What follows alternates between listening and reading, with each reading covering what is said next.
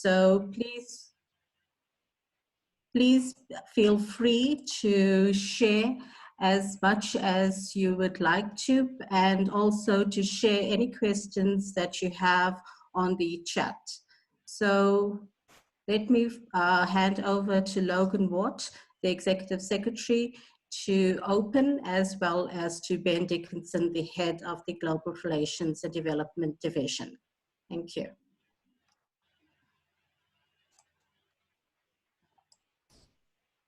Good morning, everyone, and thank you so much. Thanks for joining us, and thank you to the OECD for this joint discussion with ATAF this morning. And allow me also to give a very special welcome to the members of the ATAF Council. It is very great to have all of you, our Chairman, Mr. Mohammed Nami, our Vice Chairman, Mr. Lal, our Commissioners General on the Council from Eswatini, Burundi, Rwanda, and also our CG from Botswana and Namibia. I'd like to welcome all of you. It is very, very interesting times globally. It's also a very difficult and challenging time for taxation. And as you know, the impact of the COVID-19 has had a massive impact in the developed world and clearly Asia, and the spread in Africa is starting to emerge. And we've always wondered that should the spread in Africa come, whether the continent will be ready for a number of reasons, both because of its level of development, the way and how people live, the development of urban societies and rural societies, but also culturally, some of the things that we need to do to deal with COVID-19 has to do with things such as social distancing, which does not come naturally to Africans. Our funerals, our way of life has got a lot to do with group, family, traditional behavior. And it goes against the natural grain that we have to do. Apart from that, our medical and social infrastructure lends itself to quite high risk for such an epidemic to come to the continent. So it's really a trying time. But fortunately, up to now, the scale of it is not that as it is in Europe and in the US, either because it is really not so, or maybe we don't have the capacity to count and to check. But be that as it may, the virus and the pandemic does present some opportunities amidst all the gloom and doom of the world trying to cope with this. Many of our countries have done some mitigating actions around various levels. Countries like Rwanda, Morocco, South Africa, Nigeria have put people in lockdown. Borders all over the continent have been closed and so on. And then there's the issue of just the general impact on revenue and growth. And part of that, of course, is the fact that the recently published World Economic Outlook has projected global growth at 2.5%. In South Africa, they have the central bank has estimated a retraction of the country's GDP at the scale of 6%. And so the broader impact is really great. I think it was Namibia who predicts that small businesses on the continent, particularly in Namibia, they estimate won't make it beyond 3 months. Most of their small businesses will have to close down under a lockdown and a reduced trade environment. So, I mean, loosely speaking, whether it's the economy, whether it's at the social level, whether it's at the very direct revenue collection level, the impact of this virus is immense. Now, organizations such as the OECD and last week also ATAF have put out suggested measures for tax authorities for a possible response during the coronavirus, proposing a set of tax policy and administration responses that can be adopted by revenue authorities. And we really hope that you have found this very useful and we can discuss some of that here. A number of African countries have taken measures to ensure that taxpayers gain relief, but more importantly, to ensure business continuity in their administrations. And so these actions include expediting refund payments, reducing of tax rates at the policy level, suspending of advance payments or compliance activities, audits, and so on. The work carried out by African countries on the tax challenges arising from digitalization now more than ever shows the importance of political buy-in on this debate, because clearly in this pandemic we have seen how trade has moved to the digital channels in an unprecedented way.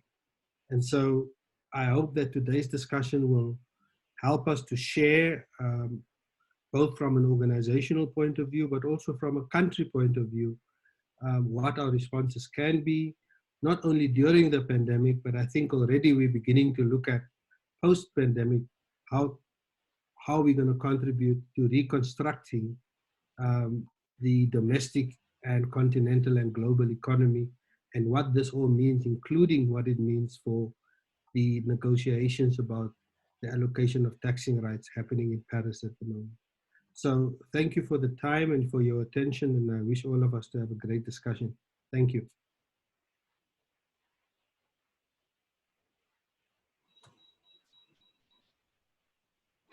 Thank you, Logan. My name is Ben Dickinson, and I am the division head at the OECD responsible for ensuring that developing countries benefit from the work of the OECD. And I'm delighted to co-host this meeting with ATAF, and it's great to see my friend Logan looking live and well. And I'm also watching the numbers of participants slowly tick up.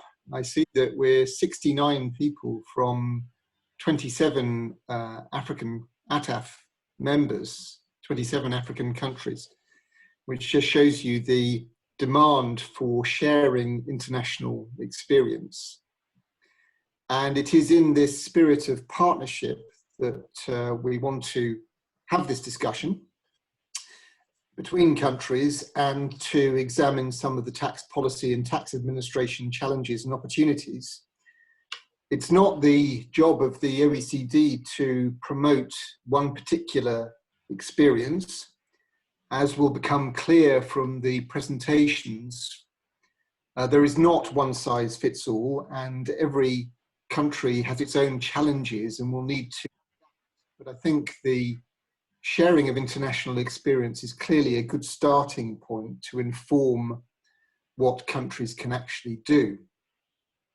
This meeting is informal, and as Varsha said at the outset, please feel free to raise your flag and to ask any questions. This is not an OECD official meeting at all. It's in the spirit of brainstorming.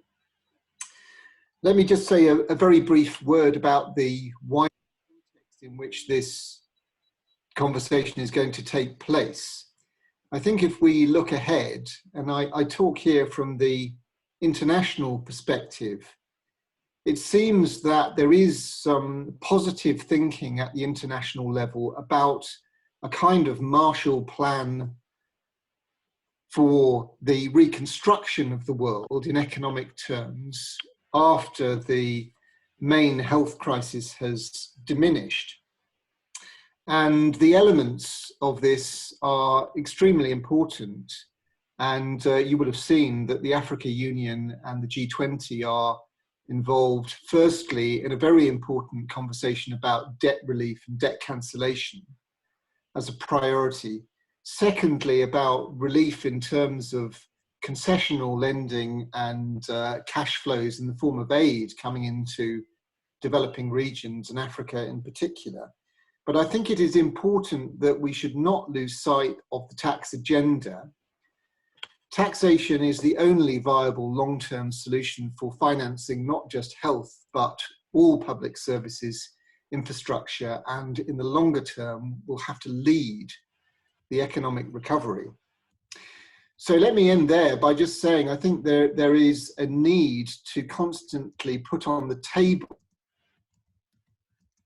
tax matters in the international context, and that we look forward very much to working with ATAF to see what other tax elements need to be placed on the international table. And Logan has referred to taxation of the digital economy as one priority issue.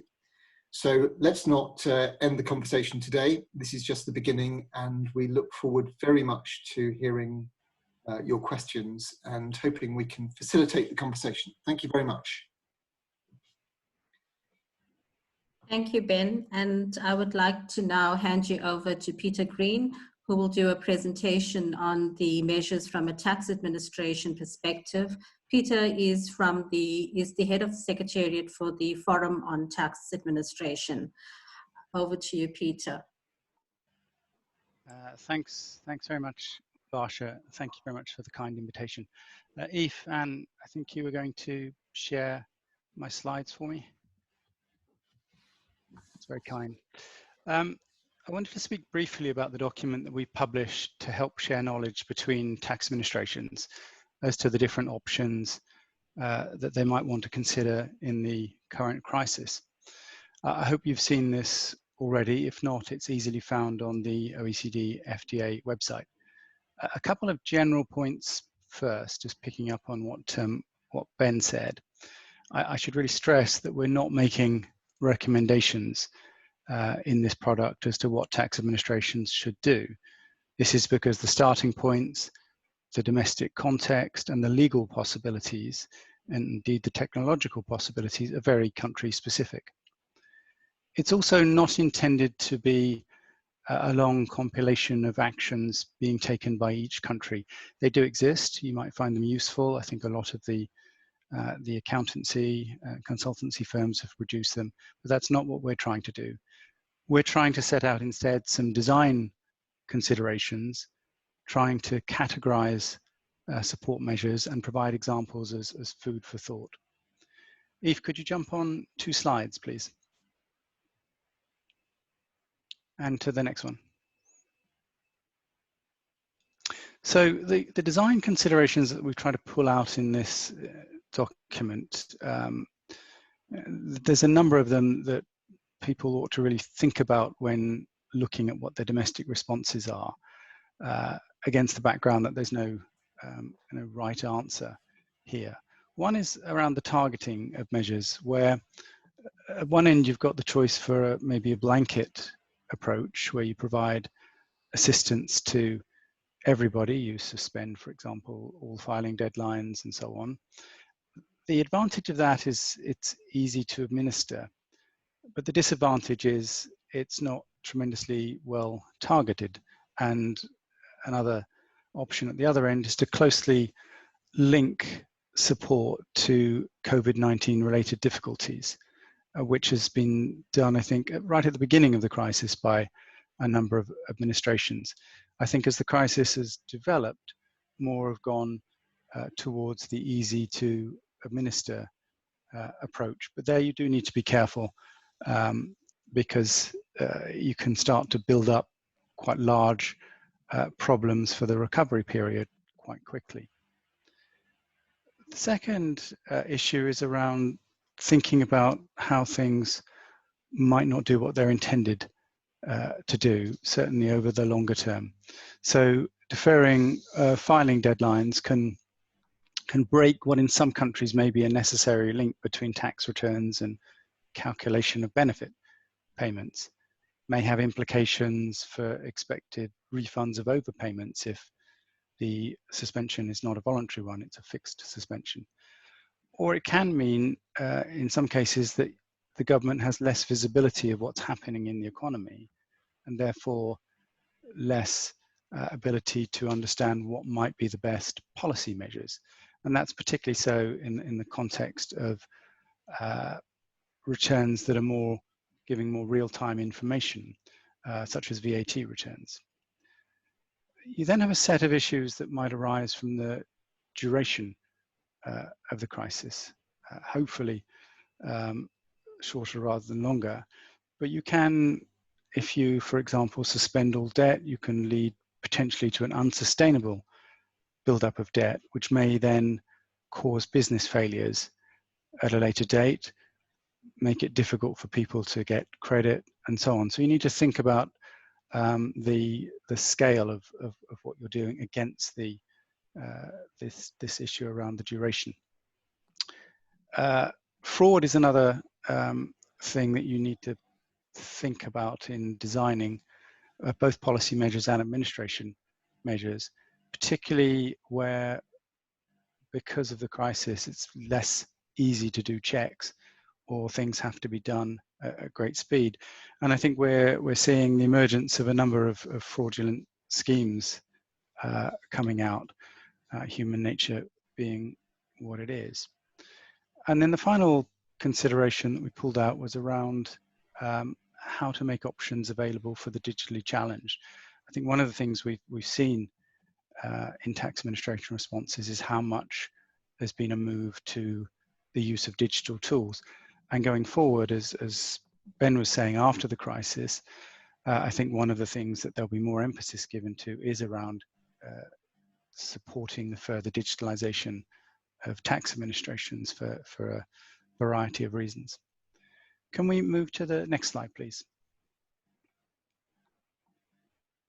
So as regards the types of measures, we basically broke these down into 4. The first being a set of things that are done to provide additional time for dealing with tax affairs. So we've seen a lot of countries shifting filing deadlines, which is a fairly low cost easement and recognises the difficulties taxpayers may have in getting information together. But probably more importantly, a recognition that taxpayers have other priorities when the economy is rather collapsing around them. They're starting worrying about their jobs, about food security, and so on. For many countries, the outbreak has come right in the period when annual as well as quarterly tax returns are due. So we've seen many countries taking action here, but quite a mix of action. Some countries have indeed not extended filing deadlines at all, and so part of the reason for that may be because the usefulness of information in some countries, it may be relatively straightforward to file. Maybe a lot of it's already done in some countries by pre-filing. Some have given relatively short filing extensions of a few weeks, and as we were pulling together this document, we noticed that the time deadlines for those had already run out, and a number of countries then revisited because people just didn't know how long this crisis would last. And some have moved straight to longer extensions of 2 or 3 months. The more impactful extensions are really around payments, since cash flow is the big issue which can cause hardship for individuals, and in the worst cases, failures for businesses, including domino effects for their creditors. We're also seeing a mix here, although in the examples reported to us, there are a number of cases of fairly long extensions of 2 or 3 months, and sometimes significant extensions around payroll taxes, VAT payments, and so on. Some of these measures have been targeted on smaller businesses or those who can demonstrate hardship, but I don't think that's the general trend in the examples that we've seen. It's difficult, though, I should reiterate, to draw general trends here because we have a small subset of examples, and that's only from FTA countries by and large. But we can say that from what we've seen, each country is very carefully considering the cash flow impacts on the economy, but also on government revenues in taking decisions. On the application of penalties and interest, I think that for nearly all the examples we've seen, this has just been effectively an automatic switching off of these provisions to align with deferrals of filing and payment deadlines, although some countries have made it easier to apply for waivers in the case of late payments or granted them automatically. On debt payment plans and debt recovery, I think here we've seen quite a lot of tax administrations giving us examples of flexibility on debt payment plan applications and extensions, which are in large part already possible and done in the ordinary process that they go through. And what may have changed really is the criteria for approval, maybe the speed of approval, and in some cases moving to automatic provision of suspension or extension. The examples we've received on debt recovery show that a lot of administrations appear to be suspending seizures. Part of that is a kind of health consideration as well, in terms of some of the contacts that need to be made when that's happening, including in court processes. And we've seen the suspension of garnishing of wages, all that being reviewed carefully on a case-by-case basis. The second category of measures we've seen is prioritising quicker refunds to taxpayers, obviously given cash flow concerns. But in general there, I think the examples that we've seen show that this is something tax administrations are already generally quite good at, and they've looked simply to prioritise that a bit more rather than reducing in general, the kind of checks they do. Although one or two have told us they've introduced adjusted risk measures to be able to make payments more quickly, for example, where taxpayers have good compliance records. The third category is audit, where it appears that a lot of tax administrations are suspending or heavily curtailing in-person audits and moving to remote audits. Although some mention that this isn't always the case, particularly when fraud is suspected, and some countries are continuing with audits with appropriate measures in place where they've already started to try and give the taxpayer a degree of certainty. Finally, we've lots of examples of taxpayer services and communication initiative.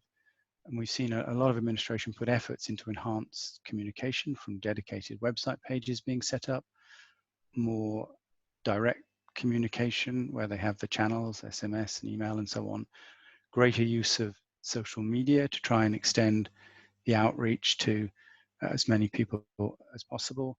And in some cases, the quick development of new apps and enhancements to web chat features. Most administrations that we've talked to seem to have been able to maintain telephone services, although for some this may become more of a challenge if there's a greater requirement for remote working. A lot of administrations seem to be able to route their phones through to remote computers. Others need to do it in dedicated centres. Could I get the next slide, please? Finally, just so you're aware of it, I wanted to draw your attention to the document that we've done on business continuity considerations. And I think this is, the measures very country specific. You need to look at your, the measures to support taxpayers, very country specific. You need to look at the various trade-offs there. Business continuity, again, we're not making recommendations, but I think these are a set of things that all tax administrations will need to look at, to think about, to kick the tires, see what they've got. And I think from what we've seen, a lot of business continuity plans have not proved fully durable in the light of the four main distinguishing features of the pandemic. A lot have been based on one-off events rather than long duration events. Obviously in this case, we've got the transmission, the health risks of the virus.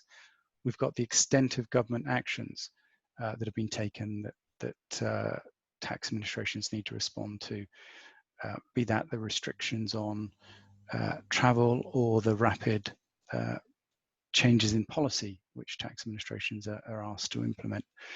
And then there's been the depth of the impact on the economy and on particular sectors.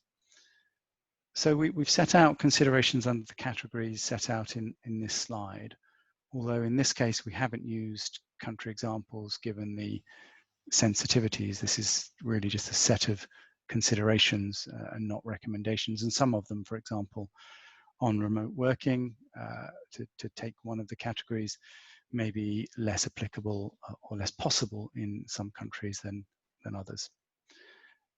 Finally, could we move on to the last slide, please?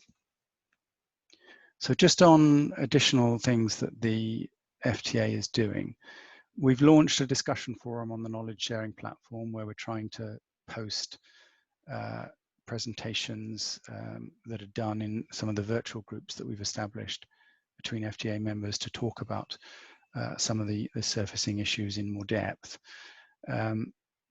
There's other material on there, links to what countries have done, as well as wider background material. And there's also an ability for people to ask questions and to drill down on specific subjects. So if you haven't yet gone on the knowledge sharing platform, that'd be a great thing to have a look at that and to add to it and to put your questions on it. Obviously, we're participating in virtual groups such as this one, and we're very lucky that a number of FTA members are giving of their time to an experience in these groups. And I know we've got Jeremy from the Australian Taxation Office on this call. And then finally, we're trying to take some of the material that we've got, some of the excellent presentations that we've seen, and fast track some e-learning material based on those documents. Well, thank you very much. I'll stop there, hand back to the chair for any questions. Thank you. Thank you, Peter. I don't see any questions that have been placed on the chat. So if you have questions for each speaker, please write them on the chat, or you will have an opportunity at the end, after the last presentation, to pose questions and also share some of your experiences. I would like to now hand over to David Bradbury, who is the head of the tax policy unit at the OECD. Thank you, David. Well, thanks very much, Varsha, and it's great to be able to be involved in this discussion today. I will just try and share my screen with you. Hopefully that's all come through now. And I have a few slides that I'd like to present just to provide you with some background on some of the work that we've been doing on tax policy. Principally, there have been two elements of the work that we've been intensively engaged in over the last couple of weeks. The first one has been working with countries to develop a list of announced measures. And we have quite a detailed spreadsheet available on our website. It's an important resource that many countries have taken advantage of to see what other countries are doing when it comes to tax policy and other fiscal measures. We have over 100 countries covered in that presentation. We also have a paper that we've written for the G20 finance ministers, which went to them yesterday and has now been publicly released. So that's also available on our website. So I'm going to draw upon some of the elements of what we presented in those two pieces of work, and that will give you an indication of the various elements that are contained within that database and also that report. So what we have seen is the countries have focused very much on emergency responses. And I think it's important to recognise that there will be many phases through which governments will have to navigate. And for many, it has been about the emergency response. Then that is moving into the lockdown period where they occur. And then there will be exit strategies that will be required. In some cases, it may even be a case of moving back into lockdown or partial lockdown or partial exit. And then there will be the recovery phase, and then ultimately there will be the period where countries will need to begin to get their public finances back on a sustainable footing. Now, we're seeing the fiscal packages although they differ in size across countries, they have all been significant in their scale. And principally the measures have focused in 4 areas: support for businesses, households, some support for investment and consumption, and measures directed specifically to the healthcare sector. Now, if we look at support for businesses, we can see that the main tax priority has been to support business cash flow. And we've seen increased lending to firms, in some cases where government takes on the risk. We see subsidies of non-wage business costs and support measures targeted at specific sectors, and I mentioned a few of them in the slide there. Subsidies for the self-employed. In around 25% of all OECD and G20 member countries, we see that type of measure. And then, of course, a range of tax administration and policy measures. Some of the administration measures Peter just spoke to, but in particular, we see things such as deferral, waivers, and in some cases, albeit fairly limited circumstances, we see reductions. Now, many countries have also introduced measures to help businesses to keep their workers. And this is an important point to recognise, either through short-term work schemes or wage subsidies paid by government to the employer. And the importance of this is to maintain a connection between the worker and the firm that employs them, even through these difficult times, so that once we emerge at the other end of the crisis, there will be some ability to ensure that matching between labour supply and the needs of the economy will be able to be facilitated as seamlessly as possible. We see here just the range of measures. I won't reflect upon that. I'll leave it for you to look at in more detail, but you see clearly tax payment deferrals, over 75% of jurisdictions adopting them. Now, I won't speak to the tax administration measures. I think Peter has captured them nicely. On tax policy, I think it is worth noting that there have been a number of countries that have reduced employer social security contributions. That is in particular where workers face reduced hours, but are kept on the books. And we have seen a range of enhanced tax loss provisions, both carry forward and carry backward. Now, the carry backward are more likely to have more timely impacts than the carry forward, but most systems have some form of carry forward in place. If we look at the support for households, we see that there have been a range of partial unemployment schemes for workers where they continue to be employed. So this allows them to access some subsidy or some benefit. Increases in eligibility of cash transfers, and many countries have made cash transfers available. Increasing access to benefits, which is connected to some of the earlier points, but also in the case, for example, where there may have been longer waiting periods before sickness benefits can be received. There may have been a relaxation of that, particularly to observe some of the quarantine measures that may have been required. And we also see in many cases an increase in the quantum of benefits that are provided. So, for example, an unemployment benefit may have been increased temporarily as part of the response in this emergency phase. In just about every instance, what we see is the type of support that governments have opted for is generally driven by the need to deliver the support quickly.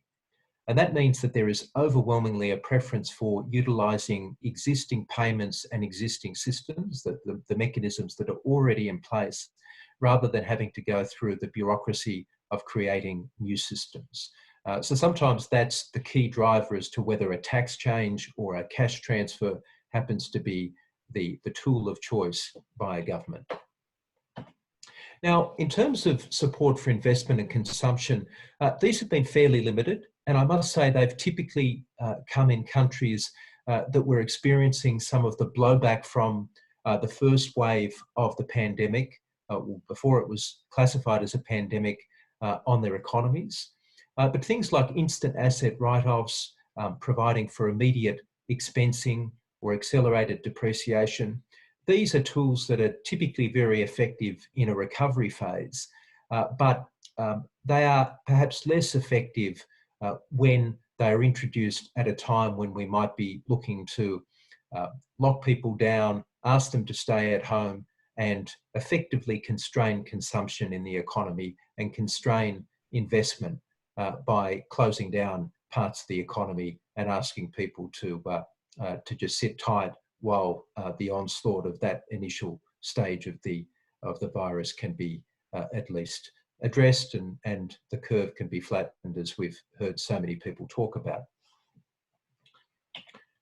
In terms of support for the healthcare sector, a couple of interesting things have come through from the survey here. So we see in some instances personal income tax or social security contribution reductions for health sector workers. And that might be in respect of their salaries generally, or might be for bonuses or for overtime that might be paid. Also, we see some measures to increase the number of health sector workers. Some examples, for instance, by enticing retired workers back into the health sector, by ensuring that they're not penalised in terms of loss of existing pension rights or other benefit entitlements. We see some business tax rate cuts or accelerated tax depreciation targeted at the production of particular types of health equipment, goods and services. So it might be the production of masks, hand sanitizer, ventilators, other forms of personal protective equipment. We see VAT exemptions or rate reductions for medicines, equipment and services rendered in the fight against the virus. We see about a quarter of OECD and G20 countries addressing that. Now, we also see some tax support for medical and charitable donations. Often that's an integral part of most tax systems, but we see some specific measures there. And also a couple of jurisdictions have done some fairly interesting things in terms of their trying to facilitate the move towards contactless payment or credit card use, which is, I think, interesting and innovative. Just to focus for a moment on developing countries and emerging market economies, overall we observe similar trends, similar tax measures being put in place, in particular focused on business cash flow and the health sector. Perhaps even more so than supporting households, where sometimes in lower income economies there may be less sophisticated transfer payment arrangements in place, and those mechanisms are not as easy to activate as quickly as some other countries. In some developing countries, we see particular measures that have been targeted at supporting informal sector workers. And I think informal sector workers have been a really important case study in this whole episode, at a time when we all want to try and contain the spread of the virus. Making sure that the incentives for people to do that are aligned with the sort of behaviour that we expect is something that presents particular challenges for informal sector workers. Now, we have also seen some limited cases of where some developing countries have sought to implement reforms that had been long held and were on the books ready to be implemented, and they were implemented as part of a response in the current environment.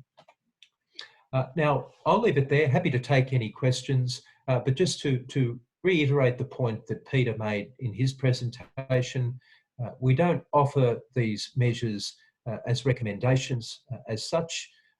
There are some recommendations that we make at a high level in the G20 tax policy paper, but certainly what we have sought to do, and what I've sought to do today with this presentation, is to share with you evidence of practices that have been in place across the world, drawing upon the evidence that we've compiled for more than 100 jurisdictions. But once again, thanks for the opportunity to contribute to the discussion today. Thanks, David. I would like to, before I hand over to the next speaker, there is a question that's posed either to David or to Peter. The question is, don't you think the process of refunds to taxpayers will take much longer, a much longer time, since governments are facing financial challenges due to the current situation? Peter or David? Thanks very much, Varsha. I mean, I think that's a very country-specific question. I think in some countries, a lot of money has been unlocked, and I think there's no difficulty in making quick refunds. I know in other countries it may be difficult even in ordinary times to find necessarily the money to make refunds quickly, and that could become more difficult now, particularly with difficulties with staffing, potential difficulties with having kind of full information and being able to do checks and the rest. But I think that is a very country-specific question. Thanks, Peter. So I would like to thank both Peter and David, and I would like to welcome Ian Steele from the Overseas Development Institute and David Phillips from the Institute of Fiscal Studies, who will present jointly on their paper, How Tax Officials in Least Income Countries Can Respond During COVID-19. Over to you, colleagues. Thank you, Varsha, and thank you both to ATAF and the OECD for the invitation to participate this morning. As Varsha said, we're going to present some key messages from a recent briefing note on how tax officials in lower income countries can respond to coronavirus. This is a joint piece of work by the ODI and the IFS under the Centre for Tax Analysis in Developing Countries. That's a program funded by the Department for International Development in the UK that aims to contribute to more effective tax policy making in lower middle income countries through applied research and policy analysis, as well as a focus on improving the analytical capacity of partner governments. And we're currently partnering with Ethiopia, Ghana, Rwanda, and Uganda. So I'm going to share my screen now because we have some slides for this. So hopefully this works.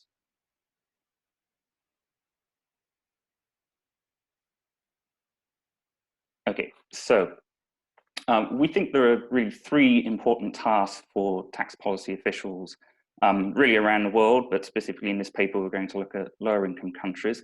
The first of those is to assess the revenue impacts of coronavirus. The second is to develop, appraise, and implement tax policy measures. And then finally, we recommend that tax officials look at the use of tax data for economic and public health monitoring purposes. I'm going to discuss the first of these and then hand over to David. So on revenue impacts, as Logan said earlier, this is now a sort of global economic shock as well as a pandemic and health crisis. While some countries in Africa have currently seen relatively low rates of infection from coronavirus, they will nevertheless be impacted by those sort of broader global economic trends. They include things like reduced international flows of goods, capital and labor, falling commodity prices, and of course at a domestic level, efforts to suppress the spread of the virus through social distancing measures, which also will suppress economic activity. I think there are reasons to believe that lower income countries might actually feel the fiscal impacts a bit more acutely than elsewhere, particularly through sort of limited access to capital markets to fund responses through borrowing. We're seeing very sort of widespread and simultaneous calls on external finance, as Ben mentioned earlier, through IFIs like the IMF and World Bank. This is a rather unprecedented situation in which many, many countries around the world are trying to get finance at the same time. And it's not necessarily the case that every country will get as much finance as it needs or as quickly as it needs. And there may be in some countries less scope for temporary central bank financing. For example, if you are pegged to the US dollar or you use different currency, rather you don't have your own currency, then it might be more difficult to provide temporary liquidity through the central bank. So therefore, it's really important that countries assess the revenue impacts frequently as the crisis unfolds. And obviously, because this is so unprecedented, you will need to sort of constantly be monitoring the impact on the public finances, on revenues, and using that to support treasury, cash and debt management operations to demonstrate the scale of external financing needed from IFIs and development partners, and to determine the sort of fiscal space available for additional health sector spending and for support measures to businesses and households along the lines of those measures that Peter and David have just described on the tax side. So just looking again in a bit more detail at those sort of global trends and why we think that lower income countries may be more adversely affected. First of those is a higher reliance on international trade taxes. So, for example, in sub-Saharan Africa, trade taxes on average account for about 22.7% of tax revenues. That compares to just 0.33% in OECD member countries. And some commentators are saying that global trade could drop this year more than in 2008 after the global financial crisis. So obviously these countries would be much more exposed to falling trade in terms of their revenue bases. Secondly, restrictions on international travel. So more than 100 countries have already implemented travel restrictions. That will have a sort of direct effect on aviation taxes, but will also impact on hospitality and tourism sectors that can be quite important parts of the economy in some countries. And then multinational companies who use expatriate workers may find that their operations are disrupted if they're no longer able to fly in expatriate workers, or people who are already there are recalled to their countries of citizenship. And then thirdly, a greater reliance on natural resource revenues. So lower income countries obviously are more dependent on natural resources than higher income countries, as you can see in this chart on natural resource rents as a share of the economy. We were already seeing some sharp falls in commodity prices, particularly for oil and for some metals. And those countries who are highly dependent on natural resource exports for foreign exchange earnings and for revenues will be more adversely impacted by that. But just to say that not all commodity prices will be affected equally. So as I said, oil is particularly badly impacted at the moment. We've seen very drastic falls in the price of oil. Similarly, you see on this chart, lumber has fallen and industrial metals such as copper. But on the other hand, some commodities might actually see increased demand and price increases. So for example, as countries seek to shore up their supplies of essentials, we may see increased demand for grains and price increases there. And on the sort of metal side, gold, which is usually a sort of safe haven asset, is likely to see its price increase in response to uncertainty and the sort of deteriorating global economic situation. So provided that those kind of operations are able to continue and aren't too adversely impacted by the coronavirus outbreak in individual countries, there may actually be some opportunities and some revenue increases from royalties on gold or exports on certain commodities. Just quickly, I want to share some experiences from the Ebola outbreak in Guinea, Liberia, and Sierra Leone between 2014 and 2016, just to give an indication of the kinds of revenue impacts that we might see. Now, obviously, Ebola and the coronavirus are very different viruses, epidemiologically speaking, and Ebola, unfortunately, was much more deadly than coronavirus, and that outbreak was very much a sort of regional issue, not a global pandemic. Even so, there are some similarities on the economic side that suggest that this could be an interesting guide to what might happen in some cases. They include, for example, restrictions on travel and trade that were felt by the three countries during the outbreak, as many countries' airlines refused to fly to those countries, and some ships refused to dock in ports there. Secondly, the Ebola outbreak coincided with a large fall in 2014 in commodity prices, particularly for iron ore, which is a major export of those three countries. And that's similar to what we're seeing now in things like the price of oil. And then finally, all three countries made quite extensive use of social distancing measures and quarantines to try and control the spread of Ebola during that period. So what we saw in Liberia to begin with was a relatively large fall in overall revenues. So we saw revenues fall 12.4%. You can see that in this chart in the bottom left over 2 years, and then a relatively slow recovery. So that's quite a big impact on overall revenues. These are, domestic revenues, excluding external financing from IFIs and development partners, but very large falls in domestic revenues during Ebola. In Sierra Leone, the overall fall was a bit more muted than in Liberia, but they still saw a very large shortfall against the budget forecast. So you can see in this graph in the bottom right that going into Ebola in 2013, domestic revenues had overperformed the budget forecast by around 10%. In Ebola, they found a 14% shortfall in domestic revenues. So you can imagine what impact that has on your budget execution if you're suddenly finding you've got a 14% shortfall in revenues. So even though the overall impact was less than in Liberia, that would have had significant impacts for budget management, cash management, and your ability to respond to the threat of Ebola, and if this sort of experience is replicated elsewhere, the threat of coronavirus. So I'm going to hand over now to David, who will talk a bit more about policy responses. David? Thank you. Can you stop sharing your screen, please? I can, as soon as I figure out how to do that. Yesterday there was a button in the top right, and that doesn't appear to be here. There we go.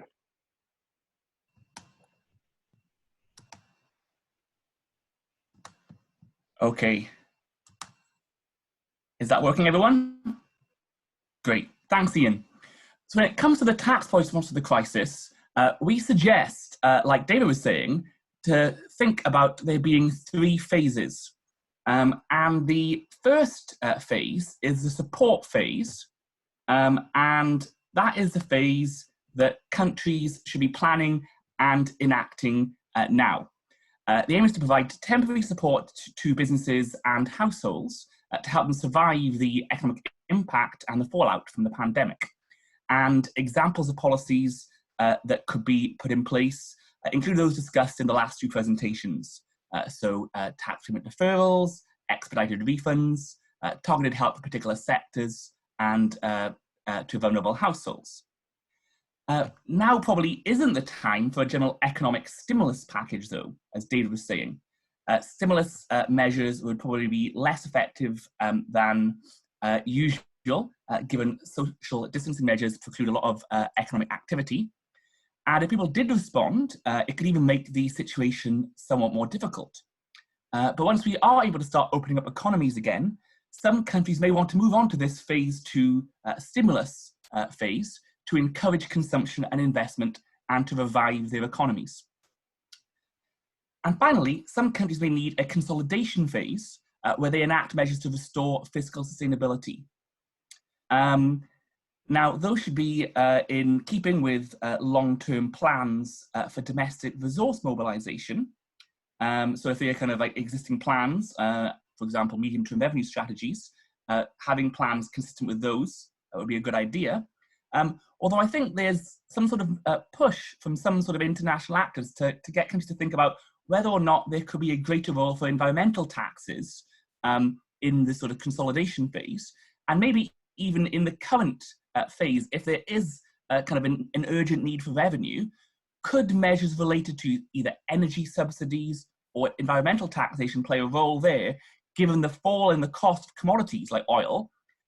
Can governments bank some of that themselves if necessary to kind of fund some of the immediate crisis? Now, whether the stimulus and consolidation phases will be needed in countries will depend on the extent to which economies and revenues rebound by themselves, by the amounts of debts racked up in the meantime, and also I think whether the increases in social protection and health spending made now push up government spending plans in the longer term. So does it become hard to unwind increases in social protection spending or increases in health spending if the crisis expose weaknesses in these systems that previously existed, for example? And it looks like sort of an increase in health and social care spending and welfare spending could be going on in several OECD countries, for example, in the longer term. Now, of course, as Ian was saying earlier and as David was saying earlier, low-income countries have somewhat different challenges that they will often be facing compared to higher income countries that will have an important bearing on the feasibility of particular policies and the desirability of particular policies as well. So there are a range of issues. For example, there are often more binding constraints on administrative capacity, and that can affect policy design and implementation, as well as operational issues. Fiscal capacity and liquidity is often more of an issue too. Low-income countries find it more difficult or expensive to borrow from the markets in the best of times, and that could become more acute at the moment. And support from the IMF and World Bank becomes stretched. And of course, many low and middle income countries already face, despite having not very high, often debt to GDP ratios, face high debt servicing costs as a percentage of their overall budgets, reducing the flexibility to move money around within budgets. And we think these two factors mean there may sometimes be a tricky trade-off between administrative feasibility and ensuring sort of maximum effectiveness given the limited fiscal resources. I think countries should therefore try to leverage the data they do have, for example, via the banking system, via social security agencies, via financial records, to try to help make targeting more feasible than can necessarily be done just using the information in tax records on their own, to try to make this trade-off a little bit pernicious, a little bit less pernicious.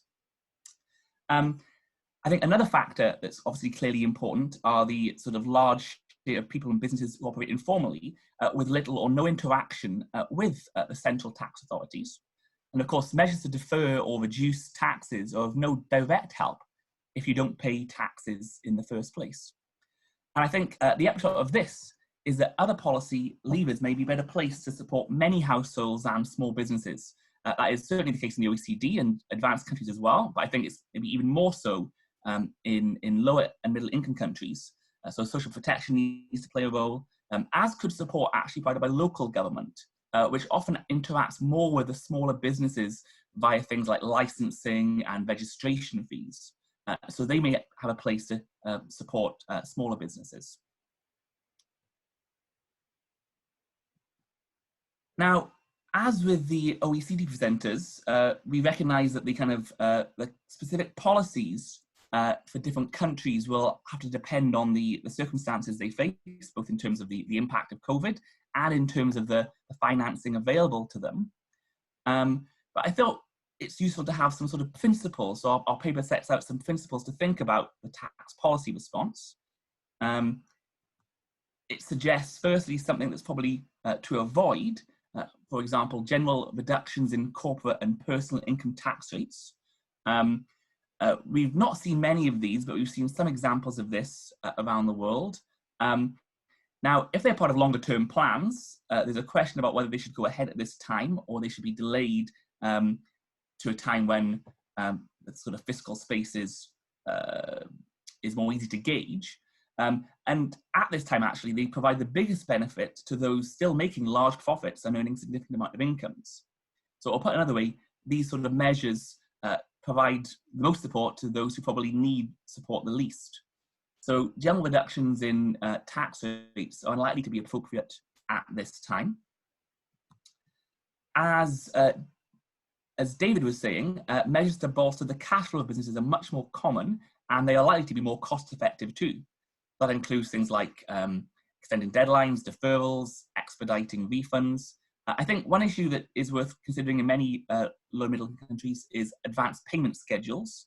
They've often set out in advance companies are paying taxes based on estimates of their profits for the year ahead. Those are likely to change, so those can be updated. If, in addition to sort of administrative measures, measures on the sort of tax reduction side are considered, I think issues that, or taxes that relate to property and turnover are probably better candidates than profit or income-based taxes. They'll have a bigger impact on the cash flow situation of constrained businesses. Measures that reduce the cost of labour may also mean that businesses retain more staff, which not only supports household incomes, but could allow for a quicker economic rebound, especially where the match between employers and employees matters a lot for productivity. And I think it's important to note in this context that while tax or contribution deferrals can improve cash flow, they don't reduce the cost of retaining staff, as the costs just need to be paid later.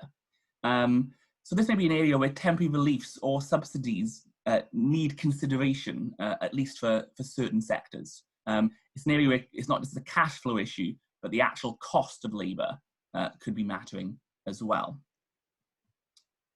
As we're a little short of time, I'll go quickly through the last 3 points here.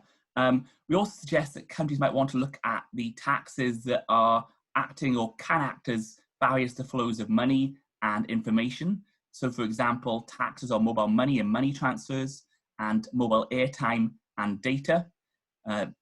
Reducing the costs of sort of electronic communication money transfer could help facilitate social distancing and help households support each other. Although it'd be important to actually think about these policies carefully, as such taxes have become increasingly important, and it could be, you know, one of the few sources of revenue likely to hold up relatively well in the current context. So having an understanding of the sort of revenue position will be vital before making decisions about reducing these taxes. I think there's a question about, you know, the extent to which countries should be continuing with planned tax reforms or postponing them. I think it depends on how far down the reform process countries have got. If postponing means unwinding changes already communicated and in motion, and if the additional revenue that reforms could bring are vital for a government cash flow perspective, going ahead with the reform could make sense.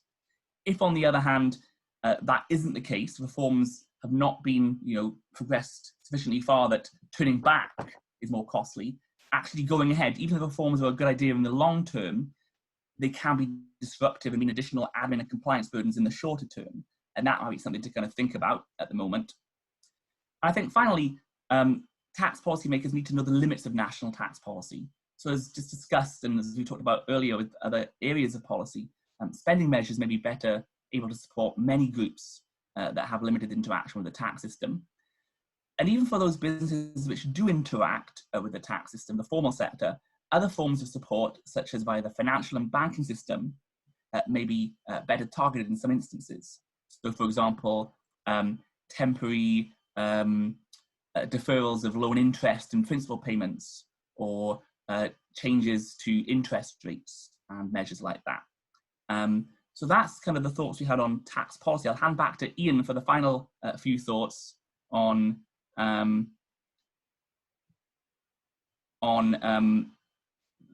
what countries can do to leverage their tax data. I've also lost the... You can just scroll over at the top of your screen and you will have a button, stop sharing. If you just scroll with your mouse at the top. Yeah, I know. There will something like a pop-up say, stop sharing my screen or stop presenting. Hold on a second. Or if he just shares his screen, you will automatically disappear from the sharing. This. I will stop it. Thank you. I will stop it. Is it okay now for you? Yeah. Okay. Okay, I think I've taken over. Thanks, David. So just very quickly on using tax data. So we know already that sort of official statistics for economics lag events in the real world, and that can be a challenge for policymakers who want to use data to inform policy. At this current moment, with events evolving very rapidly, that becomes an even greater challenge. We're not going to know what impact coronavirus has had on the economy right now until many months into the future. And therefore, how do you calibrate and target policy responses in this rapidly evolving environment and with such high uncertainty? And I think that actually tax administrative data could be an opportunity here, because it tends to be available a little bit earlier than sort of official economic statistics, particularly for those taxes that are collected frequently, such as VAT or sales taxes, withholding on salaries or PAYE systems, and customs duties. And for many countries in, sorry, are you still seeing the slides? It's just. No. Okay, I think I was kicked off. Let me just put that back up. Okay. For many many of the countries that are ATAF members make use of things like fiscal devices or electronic billing machines, and there may actually be an advantage to those countries in getting much quicker data on consumption in companies that are part of the VAT system. So what we're suggesting is that revenue authorities share some of this data more widely within government, with academics and with researchers. Obviously, it needs to be appropriately anonymized so that individual taxpayers can't be identified. But by making use of data sharing protocols and agreements or introducing new ones, this data could actually be a powerful tool in the policy responses to coronavirus. So to give a few examples, so customs data could be used to anticipate shortages in supplies of essentials and to identify trade dependencies with specific bilateral trade partners that might point you towards diversifying some of those dependencies and making sure that you have supplies into the future. Secondly, dealing with the health impacts. So looking again at the sort of fiscal devices and electronic billing machines, where you're seeing very rapid falls in receipts, that could be an indication that social distancing measures are being effective. And that data could be plugged back into modeling of the spread of the virus and can help with the health response. Getting a snapshot of the overall economic position. So if we're comparing weekly or monthly data this year with the corresponding week or month last year, we might be able to identify quite quickly where economic activity is declining. So looking at, again, that sales data, but also trade data and withholding on salaries and wages, which can tell you about what's going on in the labor market. Targeting support. So if you use that data again, but look at it by sector or region, you might be able to identify the worst affected households and businesses and target your policy responses accordingly. And then finally, looking a bit more into the future, preparing for the recovery. So these sort of revenue data might be an early economic indicator of the initial economic recovery. And if you look again at the fiscal devices and electronic billing machines, that network of sales could help you to identify which firms are systemically important and some potential bottlenecks to growth, and you can tailor your sort of policy responses in the recovery accordingly as well. So that's it from the two of us. The full paper is available online. There's a link to it there. And once again, thank you very much for the invitation to participate today. We're looking forward to the rest of the workshop. Thank you, Ian and David. Before I hand over to the Australian Tax Office, there is a question that has been posed to David and Ian. Do you think the problem for developing countries and LICs will be getting the balance between the much needed revenue that's required and the concessions of relief to taxpayers and business? This is made worse by low compliance levels and selective support from organizations like the IMF and the World Bank. How do you think countries can balance this? Shall I go first on that, David? I mean, I think it's an excellent question, and it's absolutely sort of the heart of the problem here. You have this real fiscal pressure to spend more, both to respond to the health impacts, but also the economic impacts, support businesses, support households, right at the time when your fiscal space to do that is most limited because revenues are falling. That's an incredibly difficult situation to navigate. And I think that's part of the key message we're trying to get at is it means that you won't necessarily be able to do the same responses in all countries. It's very much going to be country specific, identifying what the available fiscal space is and targeting measures as best we can. I would say that also there may be some opportunities actually to raise revenues at this moment, or at least to shore up revenues from certain sources. So not all sectors will be adversely impacted. So I gave the example of gold mining, where you might actually see an increase in royalty payments that might help shore up the revenue base. There will also be some sectors like telecoms and those that are related to sort of remote working, where they might actually see some increased profitability. So it won't be sort of universally felt across all sectors. The other thing I would say is when you're targeting support at specific sectors, businesses, there may actually be an opportunity for a bit of a quid pro quo, where the cost, as it were, of providing support in the short term might be to improve the long-term revenue generation from those sectors. So for example, where businesses come to government specifically asking for cash flow support, is there an opportunity to improve revenues from that sector in the future after recovery? Again, to give an example, say from the extractive industries, we know that a lot of concessions are made to extractive companies in the terms of sort of reduced tax burdens to get the investment. Well, is now an opportunity if they come for support in the short term to say, okay, but the quid pro quo is we're going to review and renegotiate the tax terms so that the government shares more of the benefits in the future when the going's good. So there might be opportunities where support is being given to actually implement some of these longer term reforms that can shore up the revenue base and increase tax receipts. Thanks, David. Ian, do you want to add anything? Sorry, Ian, thanks, Ian. David, do you want to add anything? Yeah, thank you. Yeah, very quickly, all I was going to say is I think this is a very difficult trade-off, and I think there has been some sort of discussion, debate about do these sort of the constraints facing low and middle income countries in terms of the administrative capacity and the ability to sort of target interventions with limited data. Does that mean that you need sort of broader-based measures? That runs up against then the constraint that broader-based measures will be sort of, less focused, less bang for the buck. And that's a problem given the constraints on the financing side. And that's why I think really leveraging the data that is available. And in some cases, actually, low and middle income countries are better placed with data. It's like real-time information, from electronic bill machines isn't something that's typically available in many OECD countries. So this real-time information can actually give some low and middle countries a data advantage. So leveraging the data you have got on the formal sector, I think would be very worthwhile.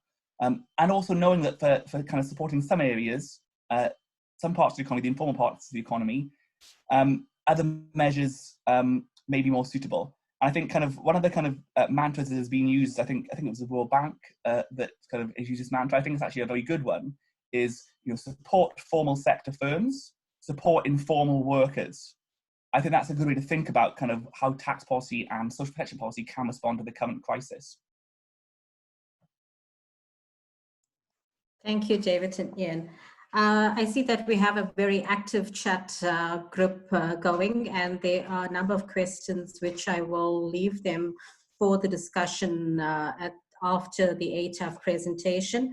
I would like to now welcome Jeremy Gale from the Australian Tax Office, who will share with us the ATO's experience in time of coronavirus, as well as the forest fires, drought, and what taxpayer measures they have been putting in place. Thank you. Over to you, Jeremy.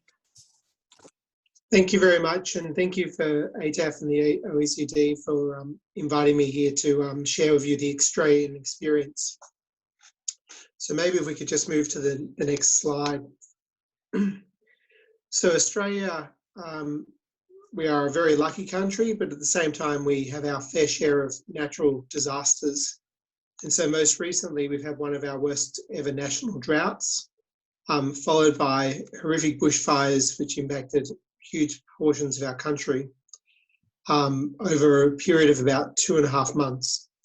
And then finally the impact of COVID-19. And looking at the chat, very similar in terms of there is now a whole of economy impact, but initially had very significant impact on our tourism sector, which is a large portion of the Australian economy, and also on our educational sector, which is very dependent upon international students flying in. But we've now moved to a stage as we have moved to social distancing and a lot of people working from home, where it's now got a very significant whole of economy impact.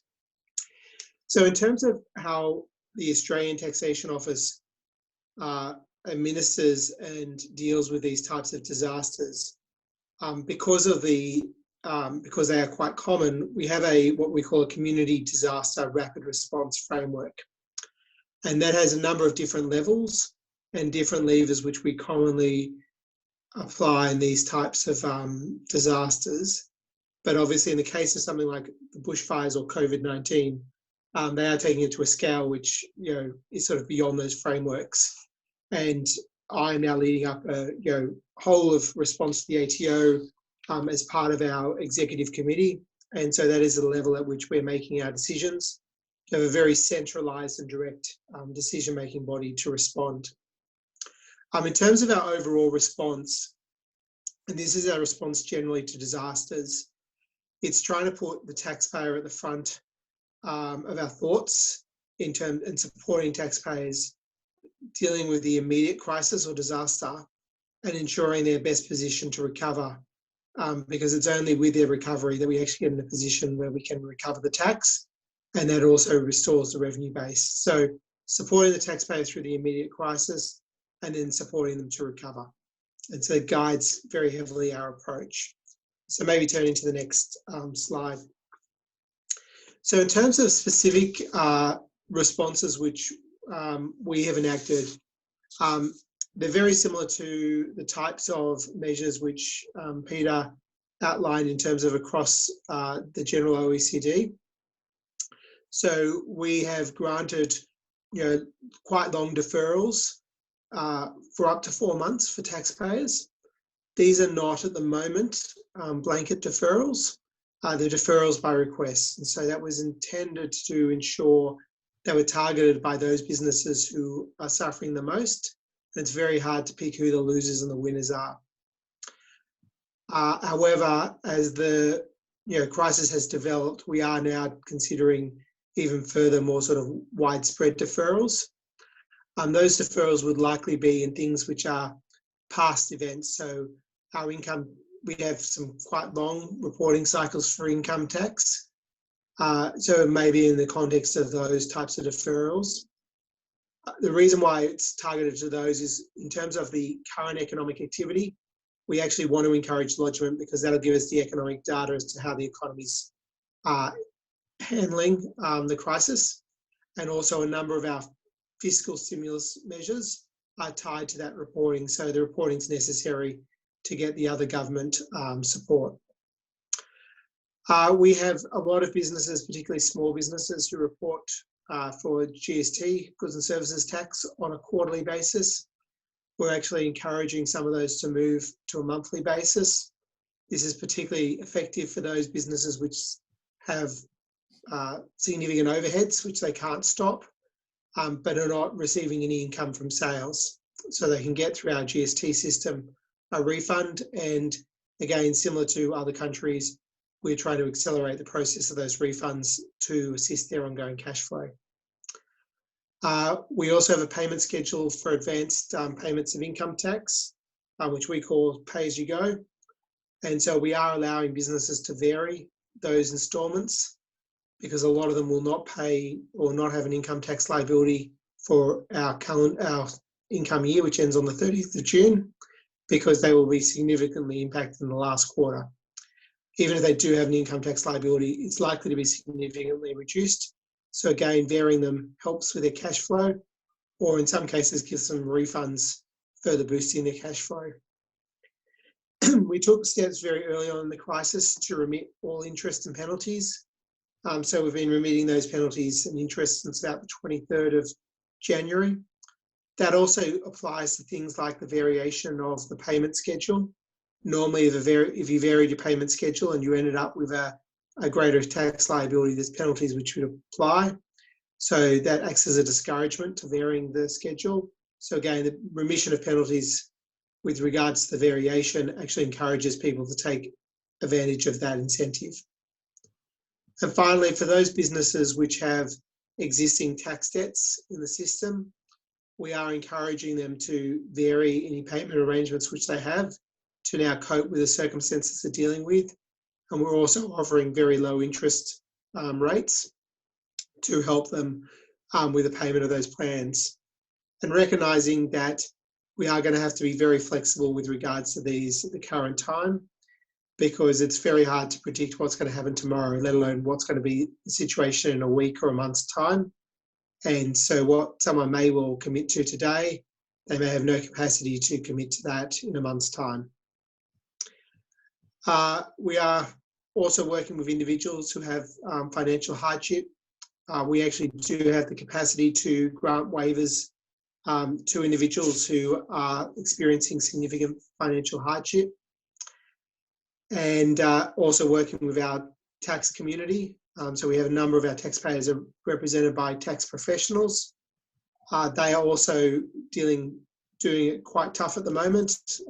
They are subject to restrictions in terms of working from home, or their staff working from home, and a significant portion of their client base business is suffering, and therefore they themselves are suffering and unable to pay bills. Maybe we move to the next slide.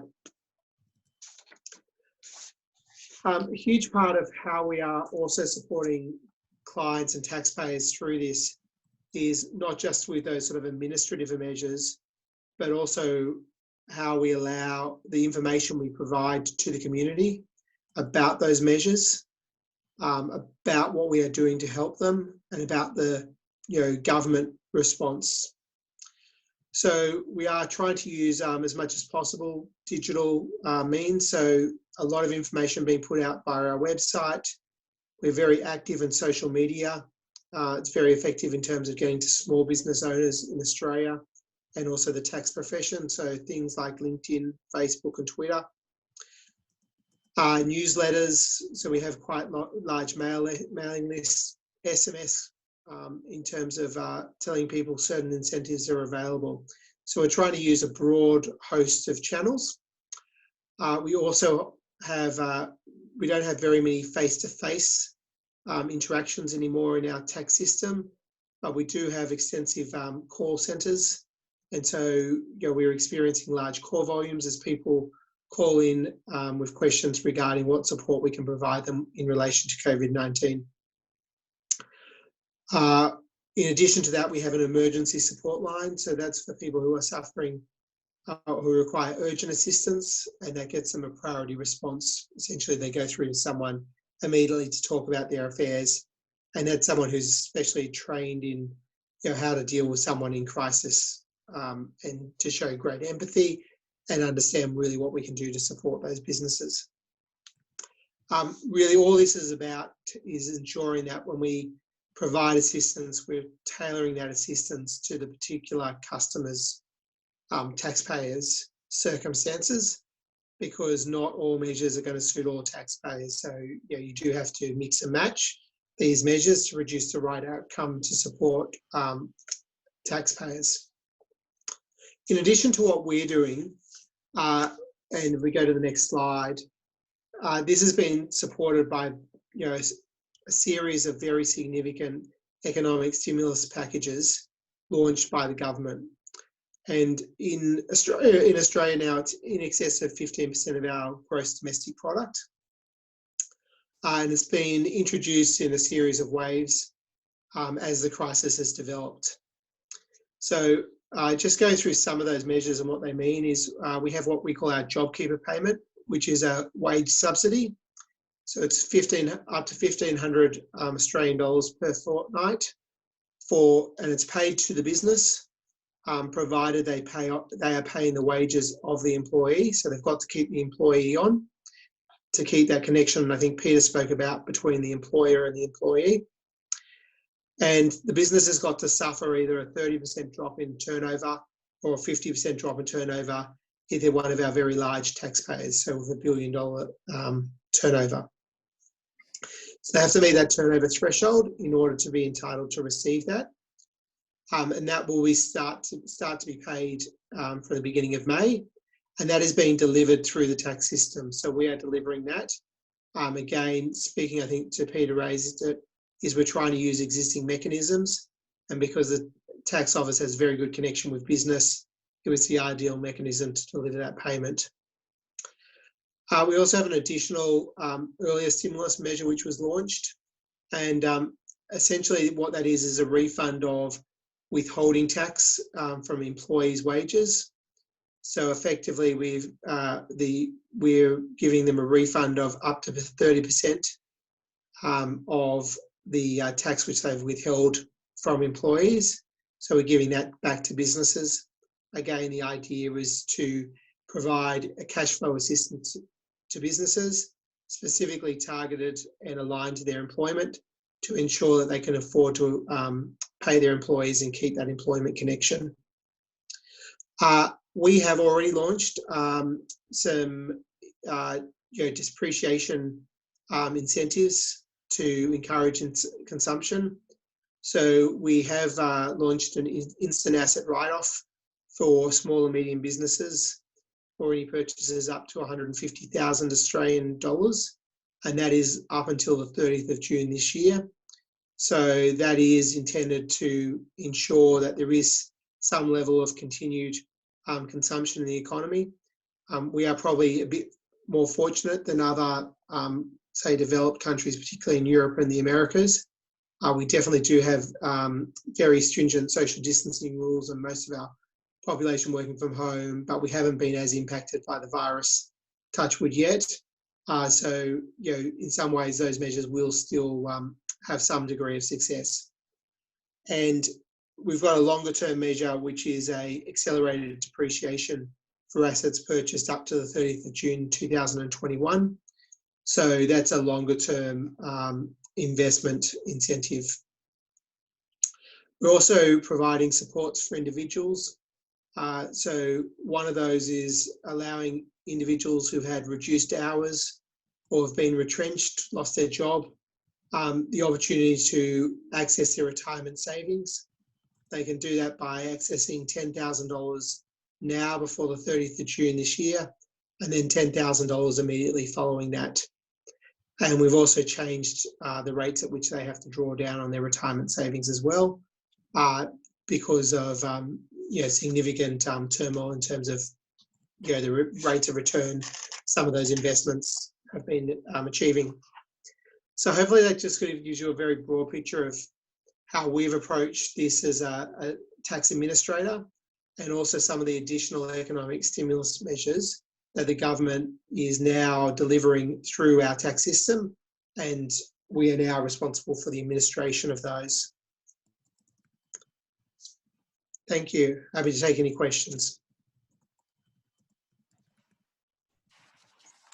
Thank you, Jeremy, for sharing the Australian experience. I think there's a lot that Australia has done in the various times of crisis that countries can learn from. We have a number of questions, but before we get to them, I'm going to invite my colleague Emeka Nwanko from the African Tax Administration Forum Secretariat to share the African country responses to COVID-19. Emeka. All right, thank you, Lasha. I'll share my screen now.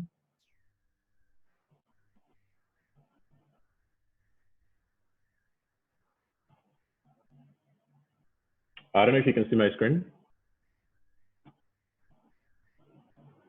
Hello? No. Yes, not for now. Can you try again? Okay, let me try again.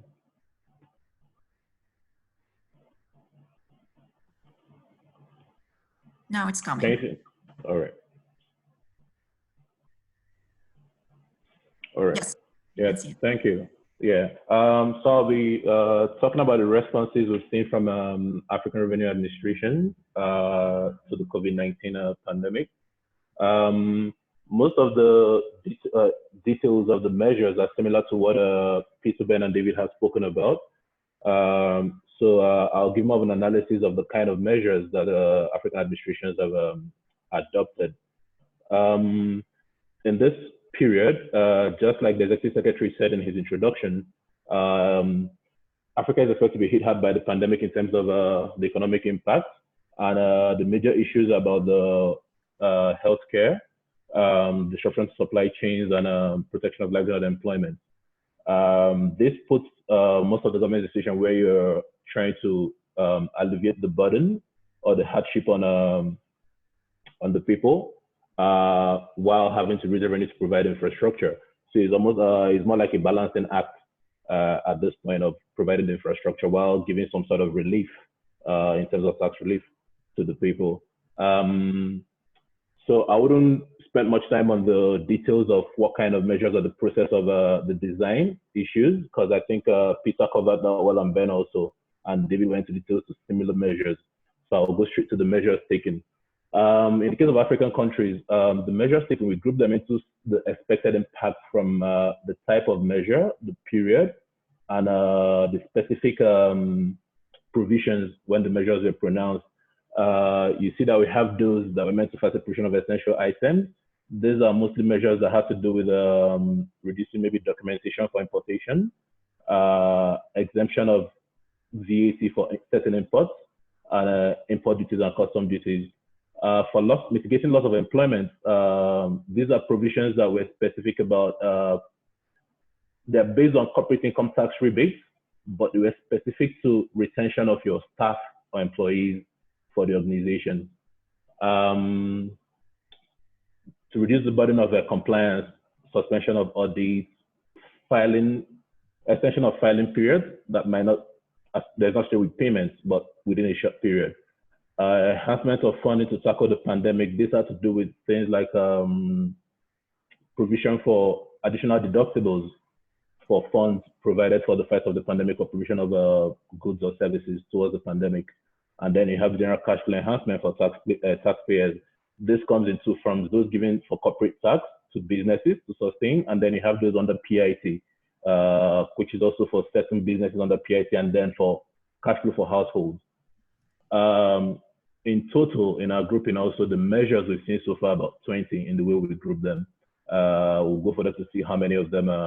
So in total, we have about a record for about 15 African jurisdictions, and out of these, 11 are ATAF member countries.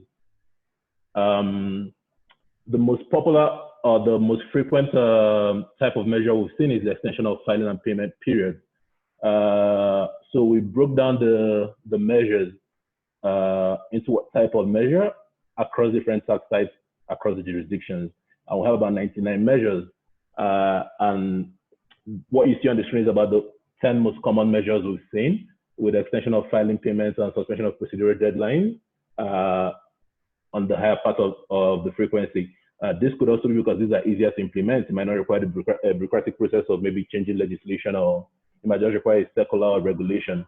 As we go further, we'll look more into details of why these are chosen, but those are most likely the reason. Also, we realized that in the measures, things like reduction of rates was not so high on the list. Remission of penalties and interest, surprisingly, also tend to be on the lower part of it, as we'd assume that out of one of the options that countries might have gone for. Expediting refund payments is also on the low side of it.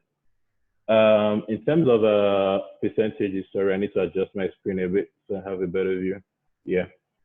So we try to analyze by jurisdictions, percentage of countries that choose certain measures, and we still see the extension of filing is chosen by 67% of the 15 countries we have, while extension of payment due date is about 40%. Now you wonder why this is separated.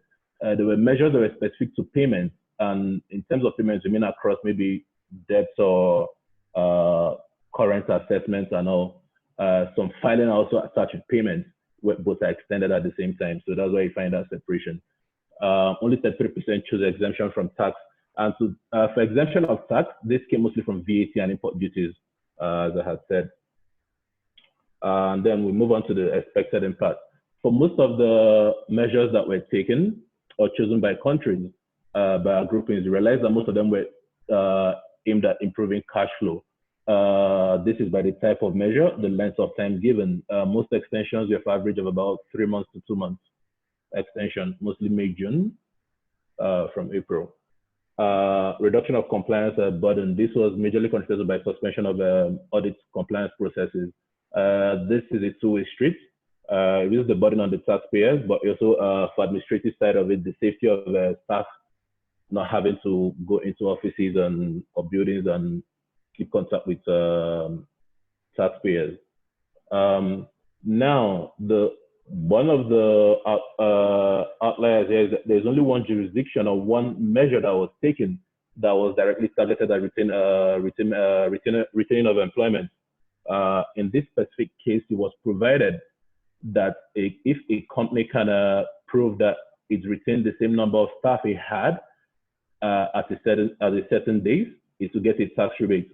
So this was the only measure that was directly tied to retaining your staff, although we know that cash flow enhancement could lead to that, because companies will have more money to spend and sustain implement. Then in terms of jurisdictions that took measures that impacted cash flow, all the 15 countries that we currently have on record took measures that directly impact cash flow. And the next is a reduction of compliance burden, which is about 6 out of the 15. Further to the tax types that were most used, the measures were implemented on the corporate income tax CIT, had most of the measures, which is largely extension of a filing and payment period, and a suspension of compliance activities, followed by personal income tax and value added tax.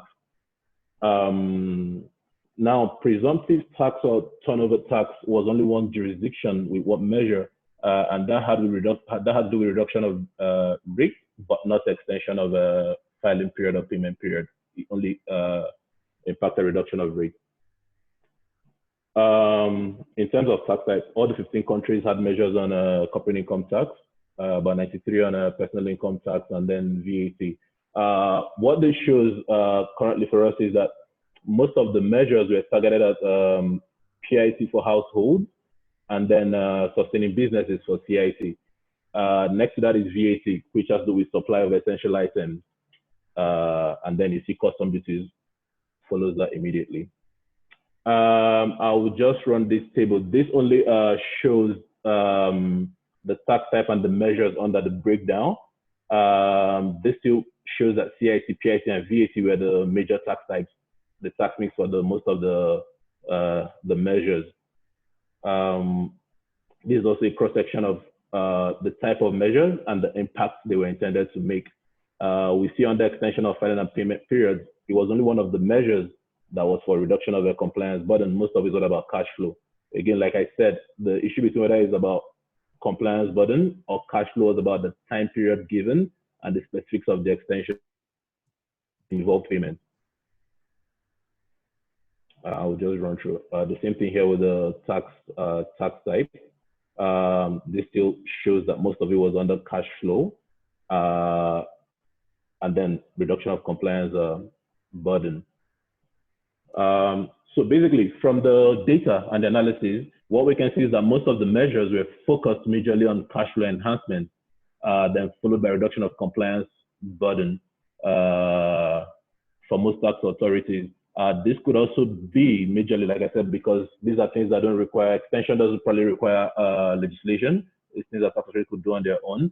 This could also be the fact that the emergency responses at this time, we're looking at maybe as we progress and we're looking at recovery, this might extend to other type of measures, because you see like investment incentive, there was only one, I think, or two measures that were taken, and it had to do with stamp duty and accelerated depreciation, but that was just from about 2 jurisdictions. And investment will be important for growth, for recovery. So looking at that, some of the things we want to reiterate, although we had said that in our suggested approaches document, which we published, is there's need for tax predictability in this period. This comes from communication, and as we're taking a lot of measures, they need to constantly let taxpayers or all stakeholders know what they're to do, what will be the outcome of certain transactions or events within this period. And this also goes with administration, as we're having lockdowns and reduction in open offices or access points for taxpayers. So there is need to be clear on what needs to be done, how it to be done, and what the implications of certain activities or transactions within this period as measures have been taken. We're also thinking it's also a right time while we minimize risk to take advantage of opportunities presented by the situation. While we're looking at giving relief and maybe reducing compliance activities on the field, there's need to strengthen desk compliance monitoring. We don't want this period to be a period seen as opportunity for evasion of fraud,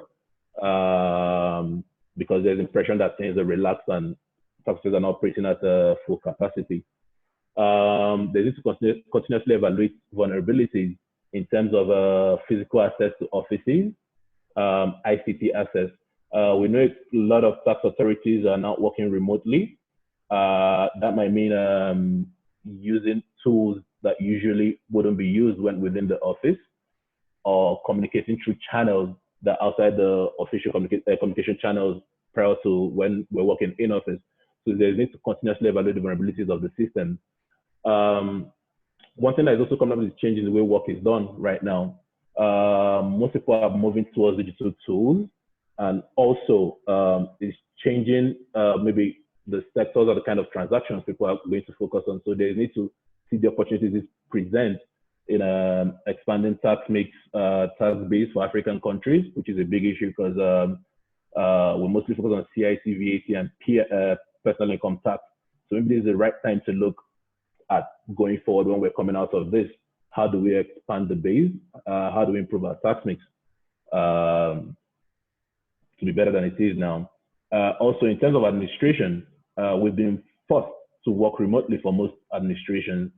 So maybe it's time also to recognize the importance of digitalization of your processes and look at what to learn from working remotely, what is required, what is needed.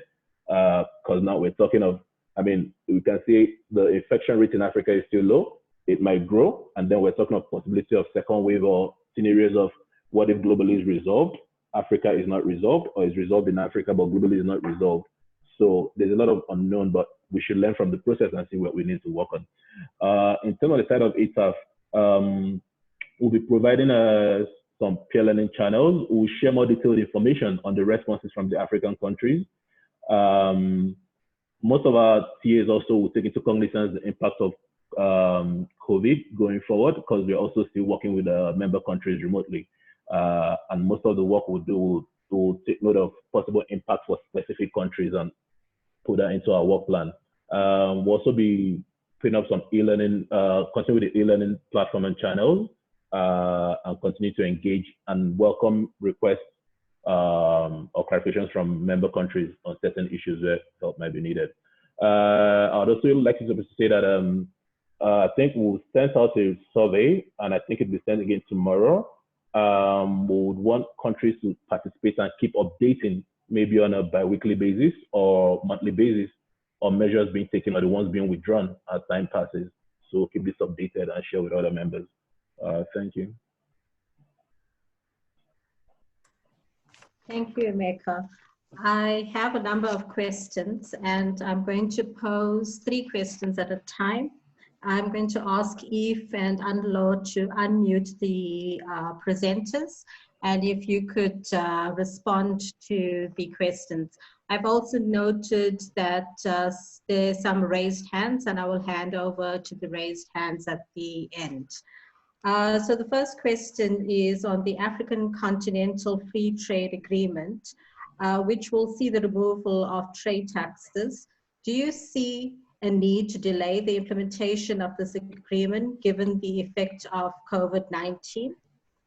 The second question, pharmaceutical industries and telecom companies have seen a dramatic rise in their sales. Would you recommend that tax authorities focus their audits on these sectors after the pandemic? The third question is, during this period, consumer behavior has shifted from luxury capital assets to consumer goods. Supermarkets and food stores are then expected to have a higher turnover. How do you deal with this? One other question to David is the issues such as easing of social distancing and green taxes. Do you think this is realistic for Africa? So if any of the presenters can come in.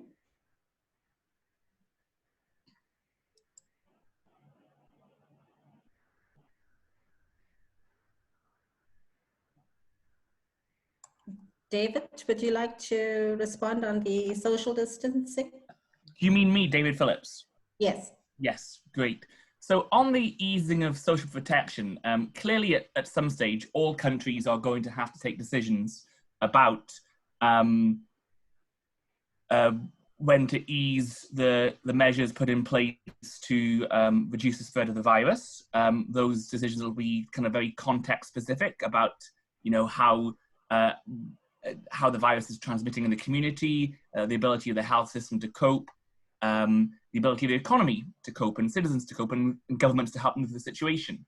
You know, I think actually, you know, there are interesting questions about the extent to which countries at different levels of development and with different demographic structures, the extent to which the same social distancing measures are appropriate in different contexts.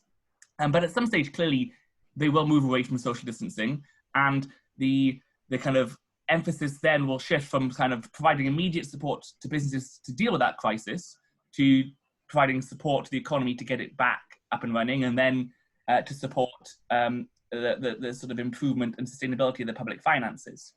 On the green issue, the green tax issue in particular, the reason I raised this just briefly in my presentation is that it's one of the areas that has been discussed, I think, by a number of the international organizations as something that countries could be considering in the long term as part of their plans to deliver their commitments to climate change policies, and as ways to sort of improve the efficiency of the tax system, to kind of shift some taxes onto products that sometimes have quite inelastic tax bases, but also have social externalities to them. But was also suggested that actually at this time, you know, there could be an opportunity to actually start this process at a time when commodity prices and energy prices, oil prices are lower, so the cost to consumers is falling, and B, when there is a sort of potentially a vital need for some additional revenue to bolster kind of revenue sources. And I think, you know, the exact approach will depend on particular countries. So I know, for example, that some countries still have subsidies for energy use. Those subsidies could be scaled back somewhat, and may actually scale back automatically if it's kind of set at a reference price. As the sort of market prices fall, the kind of cost of subsidy falls automatically in some cases. Those savings could be banked and used to kind of support the COVID-19 response and to shore up the public finances. Also, they are regulated, you know, it's not subsidies per se, but they use sort of stabilization kind of arrangements with taxation, so that taxes are used to kind of stabilize prices. So there could be some automatic adjustment there. Where there isn't that automatic adjustment, though, where taxes are kind of a fixed amount, or subsidies are a fixed amount relative to market price, I think it is worth considering whether those can be adjusted so that some of the gains from falls in these oil prices actually accrue to government to be allocated to those sectors, those households that are most adversely affected. I think, I'm not saying it's feasible everywhere and it's the right answer everywhere, but I think it's worth considering.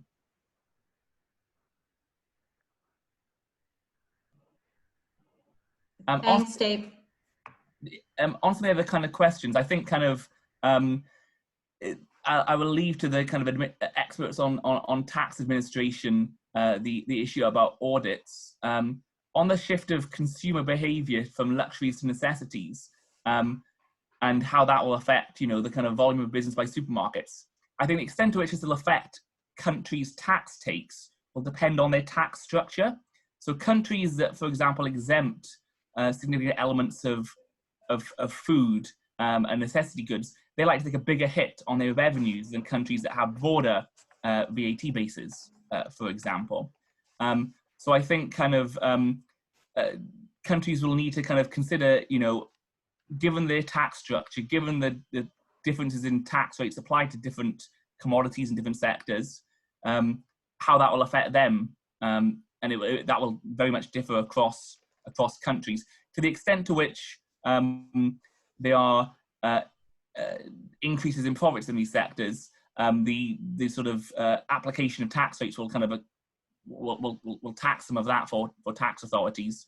I think kind of, I'm not sure whether there's any views on whether it makes sense to sort of increase tax rates on profits and high incomes at this stage. in order to provide more support to those not making profits and with less income. I think that's kind of an open question. I'd be interested to hear the views of other participants on. I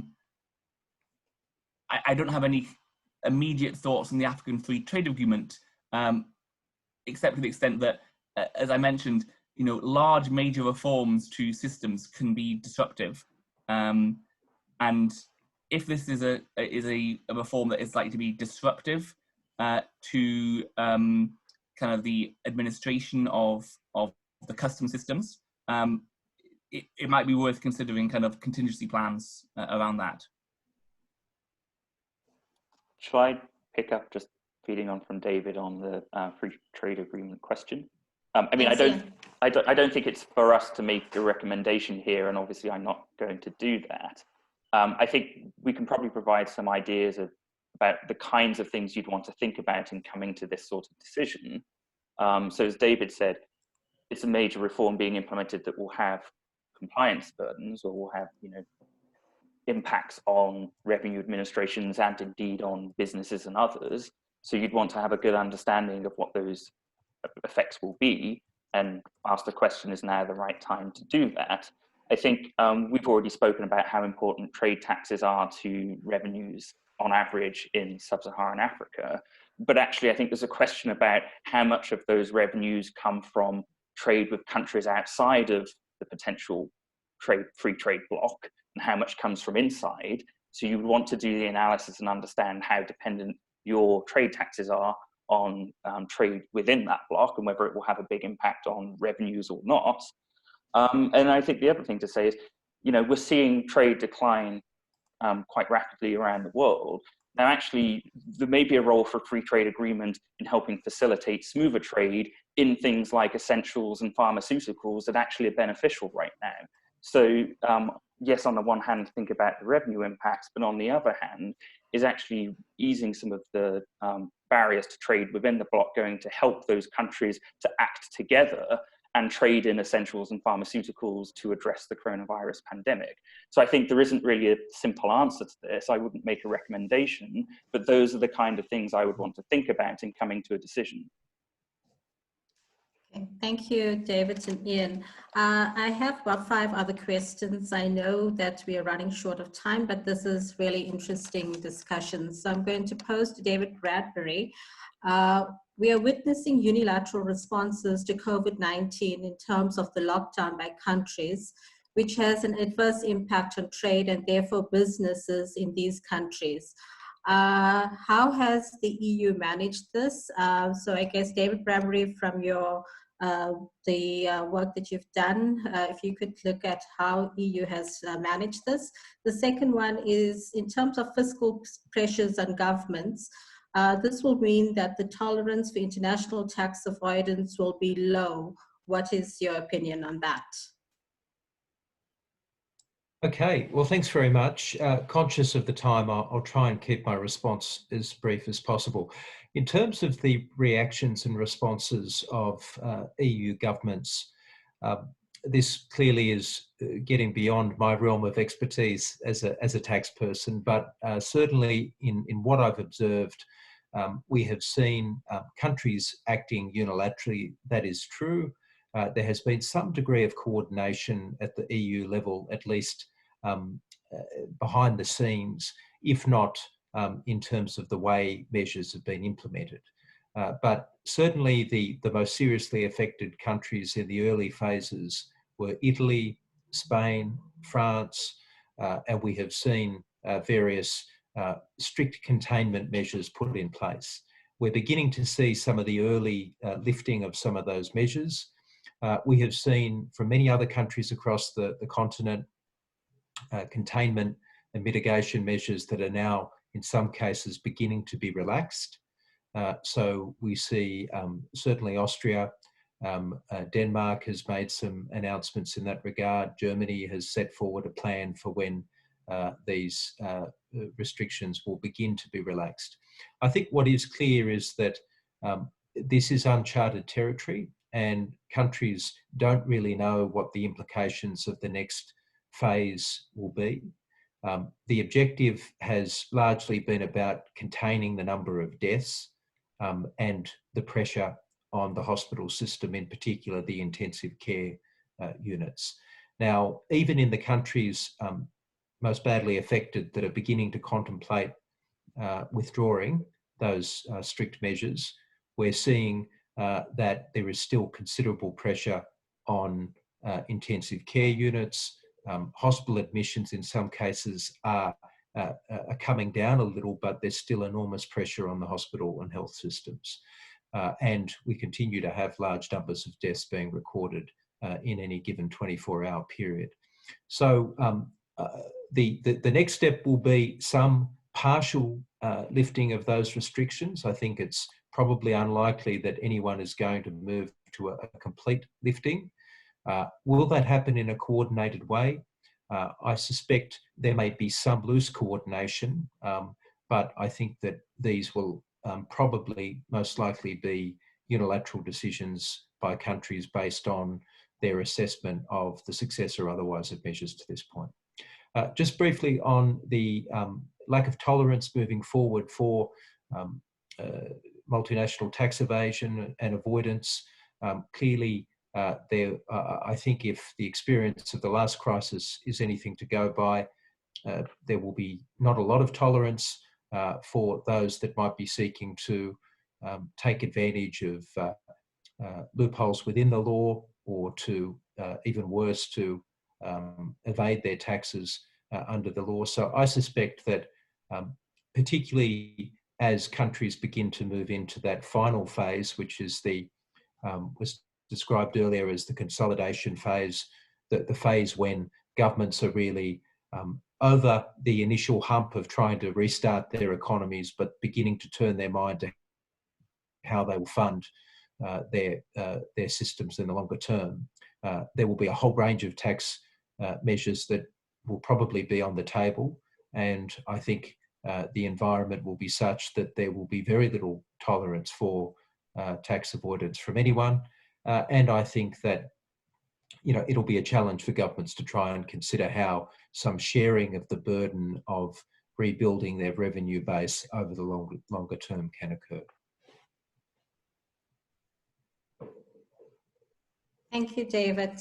There are a few more questions. I will post them, so any speaker, please feel free to respond.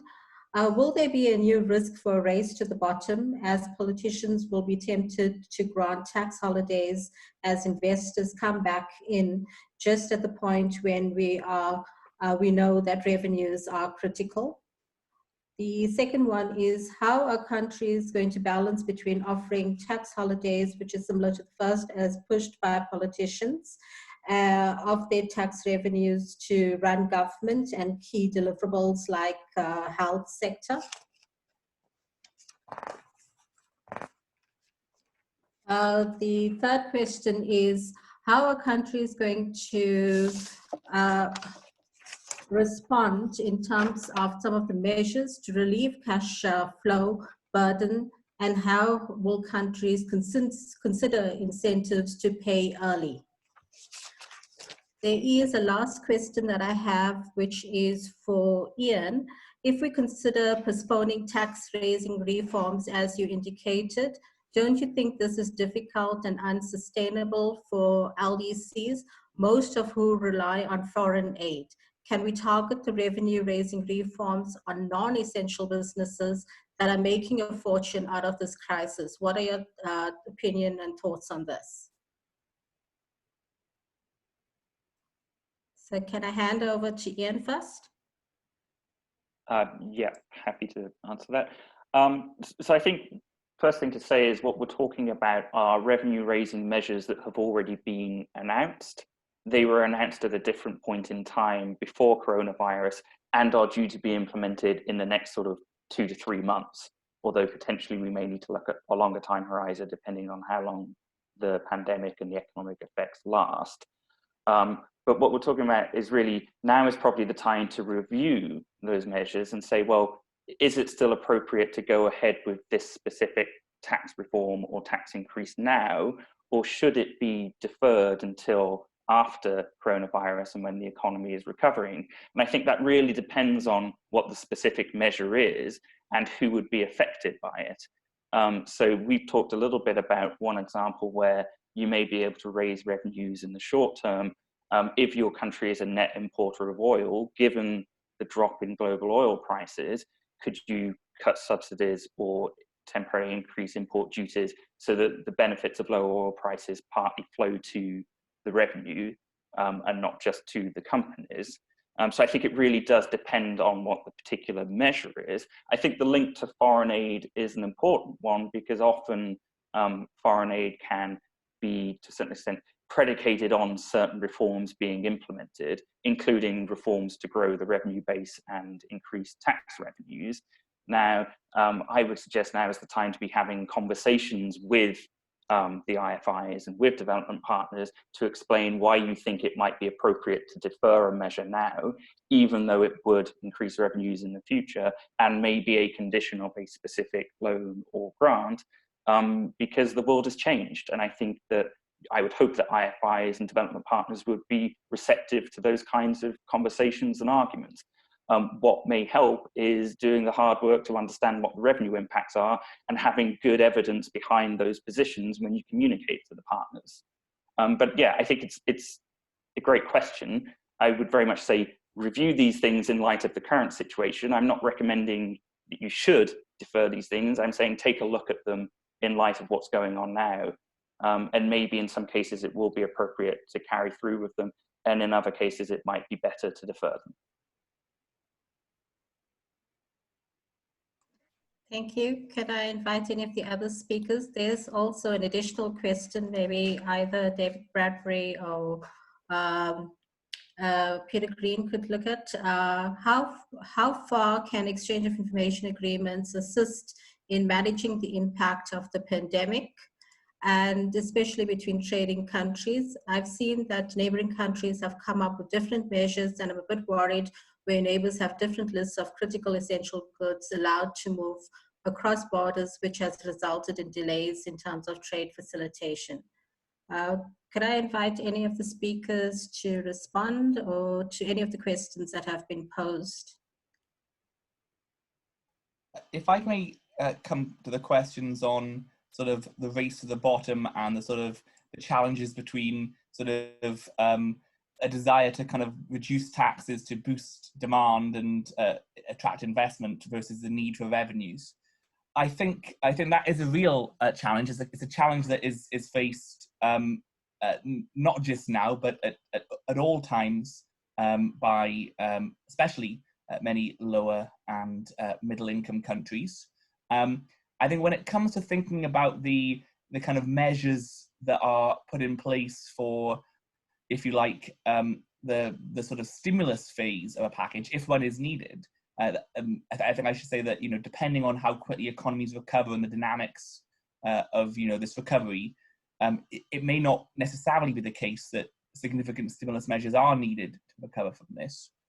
But if it is, I think that there needs to be kind of several principles underlying that, or several principles are worth considering. One is sort of very much that a stimulus should be temporary, and some temporary measures actually can be, you know, more effective than a permanent measure.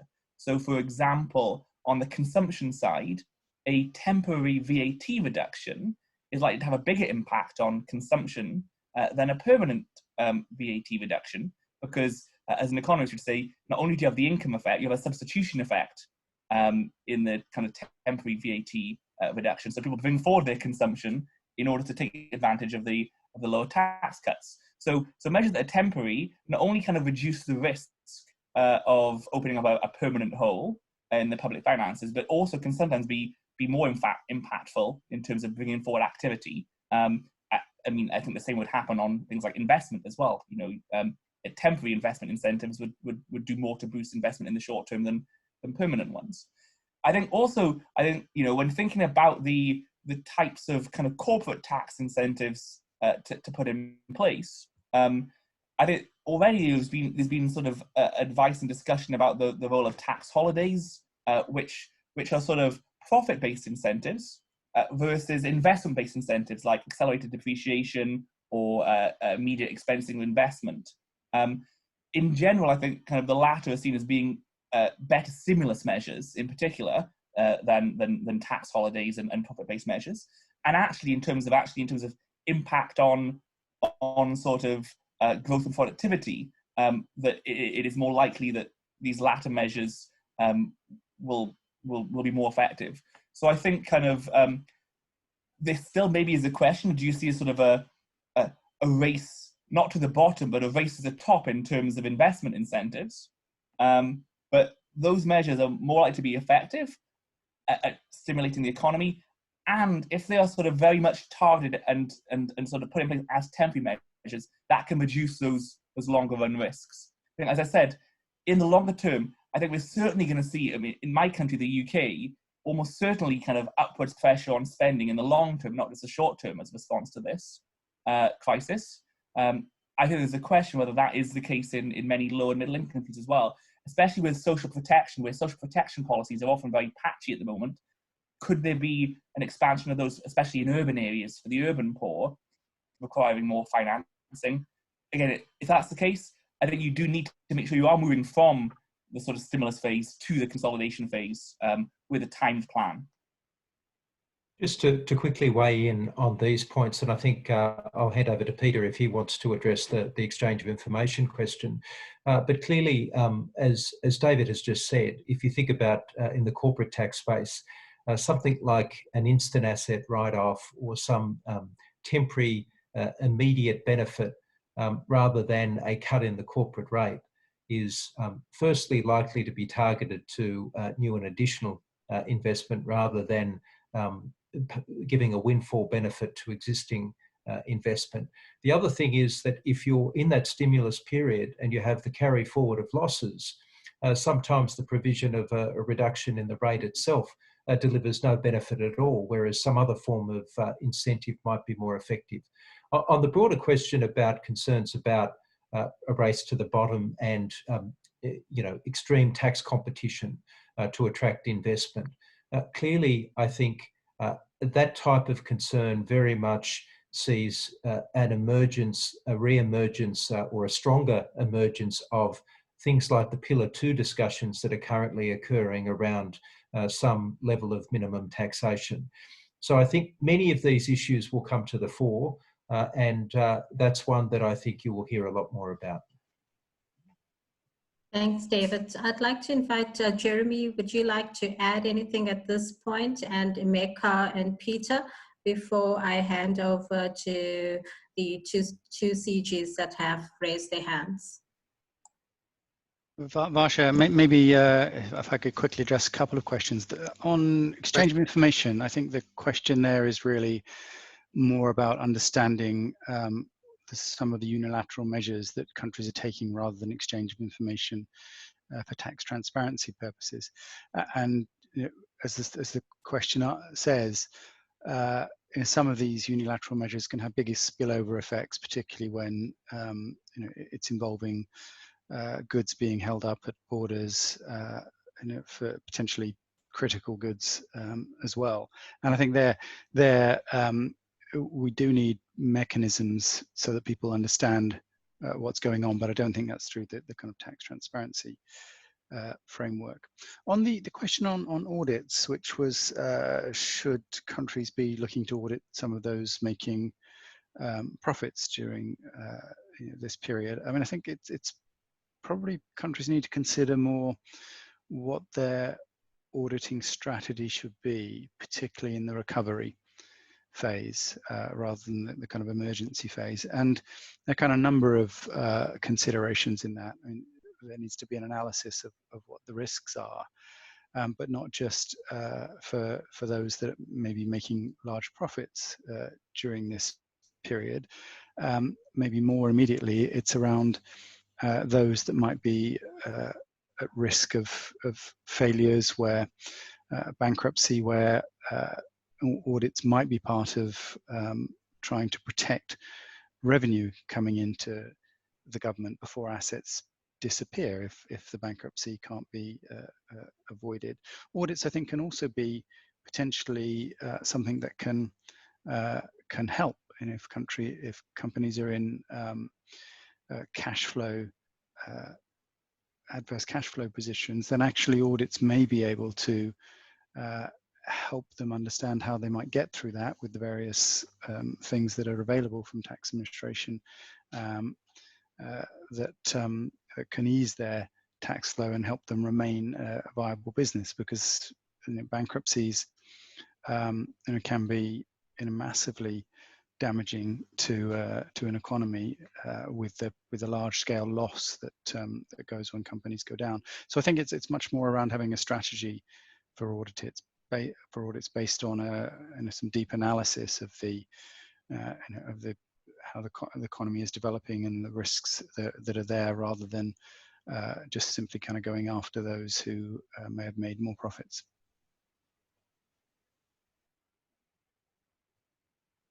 Thanks, Peter. Emeka and Jeremy, would you like to say anything in your final comments? Nothing from Jeremy. Okay, Emeka? No, nothing from me. I think most of the questions have been covered properly. Okay, thank you. I'd like to hand over to the CG from Mauritius for a very short intervention, followed by the CG from Cameroon, and then I will hand over to Logan and Ben for some concluding remarks. Thank you. CG Mauritius. Hello, thank you. Can you hear me? Yes. Thank you. I'm really grateful to ATAF, who in association with OECD has arranged this virtual workshop, in fact, which really has stimulated us in thinking the salient features of the future strategy and working out the impact. I must share with our colleagues that we are in complete lockdown since mid-March, and the day the lockdown started, the government asked the MRA to work out a strategy to make us enable to pay the salaries, 50% of the salaries of the entire workforce, especially in the private sector. And then all business entities, large and small, they have been paid 50% of the wages for the salaries of employees drawing up to 50,000 rupees, that's around $1,500 US. And this job has been completed as far as the first installment is concerned. And this was done by MRA on the basis of the PAY statements and the social security payments. And since we had all the data, the amounts were credited to the accounts of the beneficiaries, and is totally electronically and by working from home. The second major initiative we did was the payments to the informal sector. Now, the employees were already on our registers, but the people, the plumbers, the gardeners, the drivers, the self-employed, below the threshold of the incomes. So we designed an application, electronic application.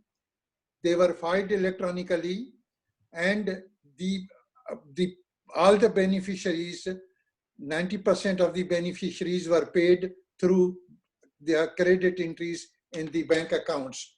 I would say the payments for the general wage assistance consisted around 70% of the employees, whereas to the informal sector, around 85%. So now, amongst the adult population of Mauritius, we have three sectors: the informal sector, formal sector up to 50,000, the pensioners, so, and then people having income of 50,000, above 50,000. So all the first three sectors have been paid, and all these schemes were designed, implemented by MRA during the lockdown by working from home. As far as the administrative things are concerned, MRA from the first day waived all the penalties and interest for the payments to be done during the lockdown. Each and every correspondence addressed to the MRA is being replied through email by our employees working from home. The capacity of the hotline has been enhanced, and every call is being diverted to the employees, dedicated employees, and they are being taken, and the calls and the emails have in fact increased 10 times more than the normal periods. So we in fact, by working from home, our 25% of our workforce is working from home, and we have designed, we have implemented, we have reached, we have credited the amounts to almost 70% of the population, and everything has been done online. So in a way, this challenge, MRA has converted it into an opportunity. The only thing I would submit here is, then when we are talking of reduction in the rate, allowing the capital goods and all this, they will wait for the budget, for the legislative amendments.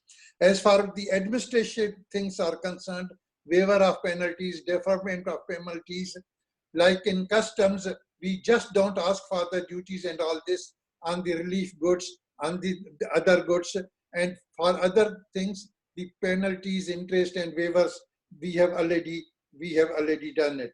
So I just would share this with my colleagues and would tell them that this is the opportunity where you can test all your modules for online working, automated working, and this is a module where you can test your working from home.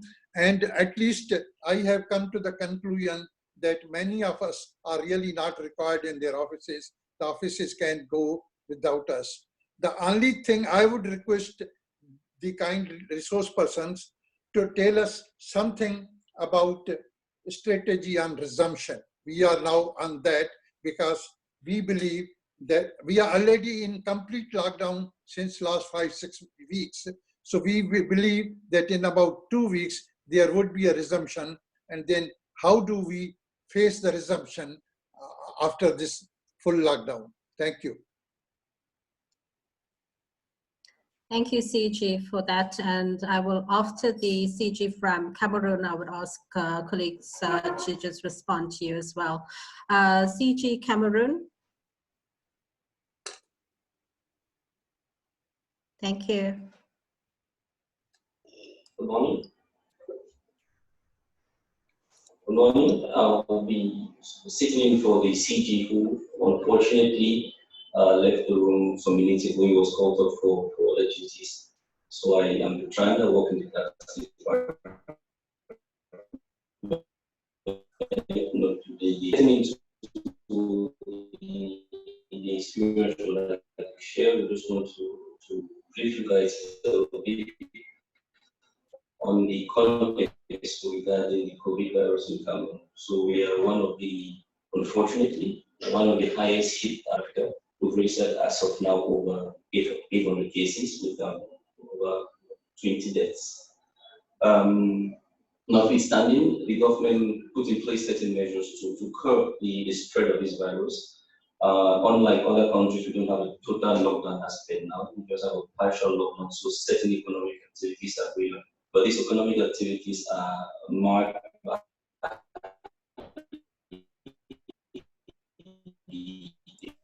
Sorry. Consumption, and you know our tax mix is relies mostly on consumption taxes, so we are expecting.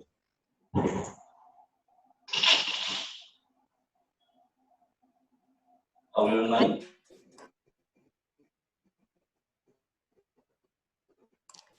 Cameroon, it's very unclear. Could you maybe just try again? Okay, is it better now? Yes. Okay, thank you. So as I was saying, we are highly hit by the pandemic, but we don't yet have a total lockdown compared to other countries. the government has just put in place certain restrictive measures which have significantly impacted the economy, especially consumption. You see, we have a tax mix which relies mostly on consumption taxes, so we're expecting a significant dip in the value-added tax yield. This crisis, as the GM from Mauritius said, has given us the opportunity to try certain reforms which we have been shy of applying over the past years. So we are trying to go fully digital now. Most tax functions have been digitalized since the 1st of April. I'll start doing taxpayer registration now, or taxpayer registration is fully done online. With regards to other services such as tax refunds, in the bid to beef up the cash flow of companies which have been impacted by this crisis, tax refunds are now completely done online. Taxpayers now equally have the latitude to file their tax claims online and then to carry out their payment online. Regarding the most important segment of our economy, that's the SMEs, the smaller medium-sized companies, the micro economy. We are putting in place measures to enable them to pay all the taxes through their mobile phone, since most of them don't have access to the internet, so they can pay through the mobile phone. And then equally, I'm sorry, it's unclear right. again. So basically, the crisis has helped us to beef up our tax reform, tax administration. And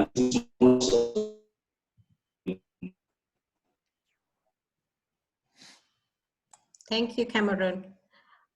I will ask if anyone has a response to the CG from Mauritius on the strategy and resumption. If you could raise your hand and maybe respond. If not, we will get back to you, CG, with some of the experiences on that. And I'd like to then thank you all for your active participation in the discussion. And I'd like to hand over to Logan and to Ben for the concluding remarks. Logan. Thank you. Thank you very much. Thanks, everybody. If you look at our engagement over the past just more than 2 hours, the presentations and a very active chat line, I must say, it is clear that there has been and continues to be a need for these engagements. I think both all the presentations were really excellent. And if you were able to follow the chats on the side, they were incredibly interesting. And I'm hoping that we will take the content of both the chats in terms of the questions and the comments and do something with it. We will continue to share with each other and on the continent and with others the measures introduced by countries, and Mr. Lal has shared some, and there are some that Monsieur Ragatuli from Rwanda can share, and Morocco and South Africa can share. And we will continue to do that and also look at some of the global analysis that was given by the experts here on the panel. And I think we must continue to do that. In addition, the survey that we're sending out tomorrow, hope to solicit, more benchmarked information on typically responses during this time. But interestingly, some of the emerging questions around post-COVID is also important.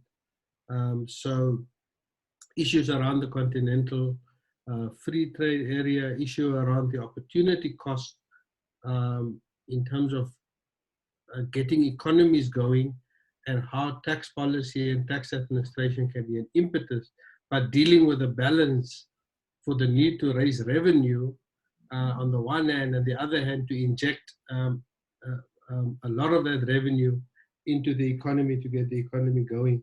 So looking at the options and the impacts, including the continental free trade areas and the impact thereof, must be some of the key things that ATAF and ATAF research must be looking at.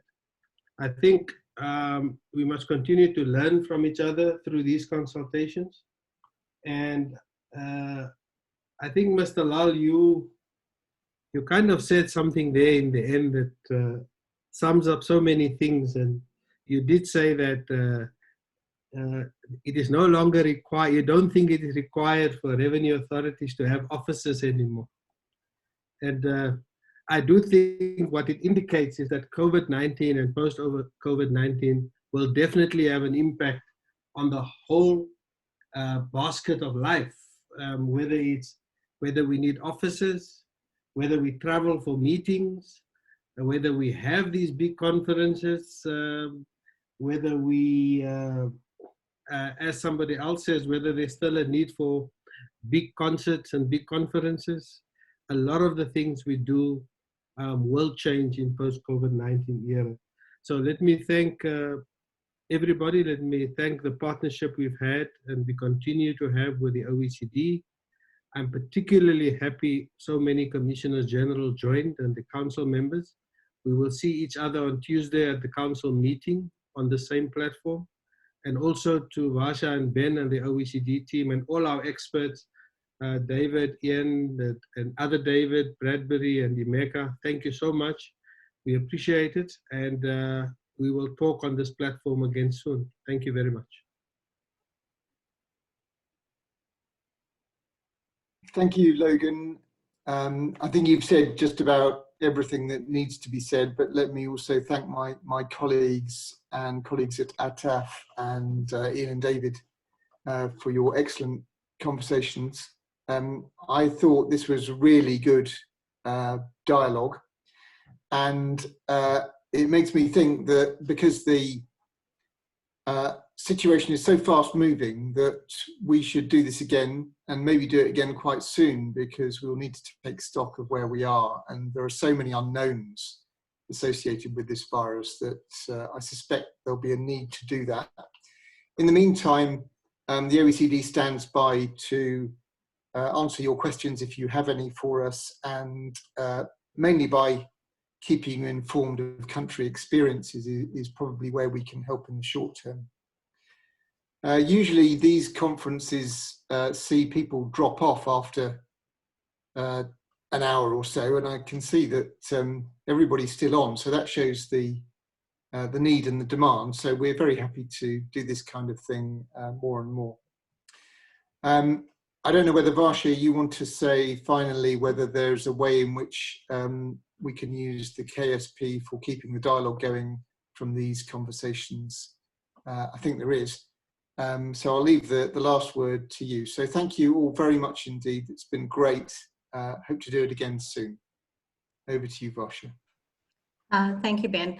Yes, the knowledge sharing platform has a facility for a discussion forum. We will create one together with the ATAF Secretariat and admit the participants into that, where you can pose your questions for discussion. I also would like to say that we will have the presentations from this virtual workshop available shortly in French and Spanish and Portuguese. And we will also be working with the FTA, as Peter indicated, on some of the other business continuity, and that will be available on the knowledge sharing platform as well as on the FTA website. We will also make this available to the ATAF Secretariat to put onto their website. So we will do that as next steps. And thank you for your participation, and we look forward to continuing this dialogue in the next few weeks.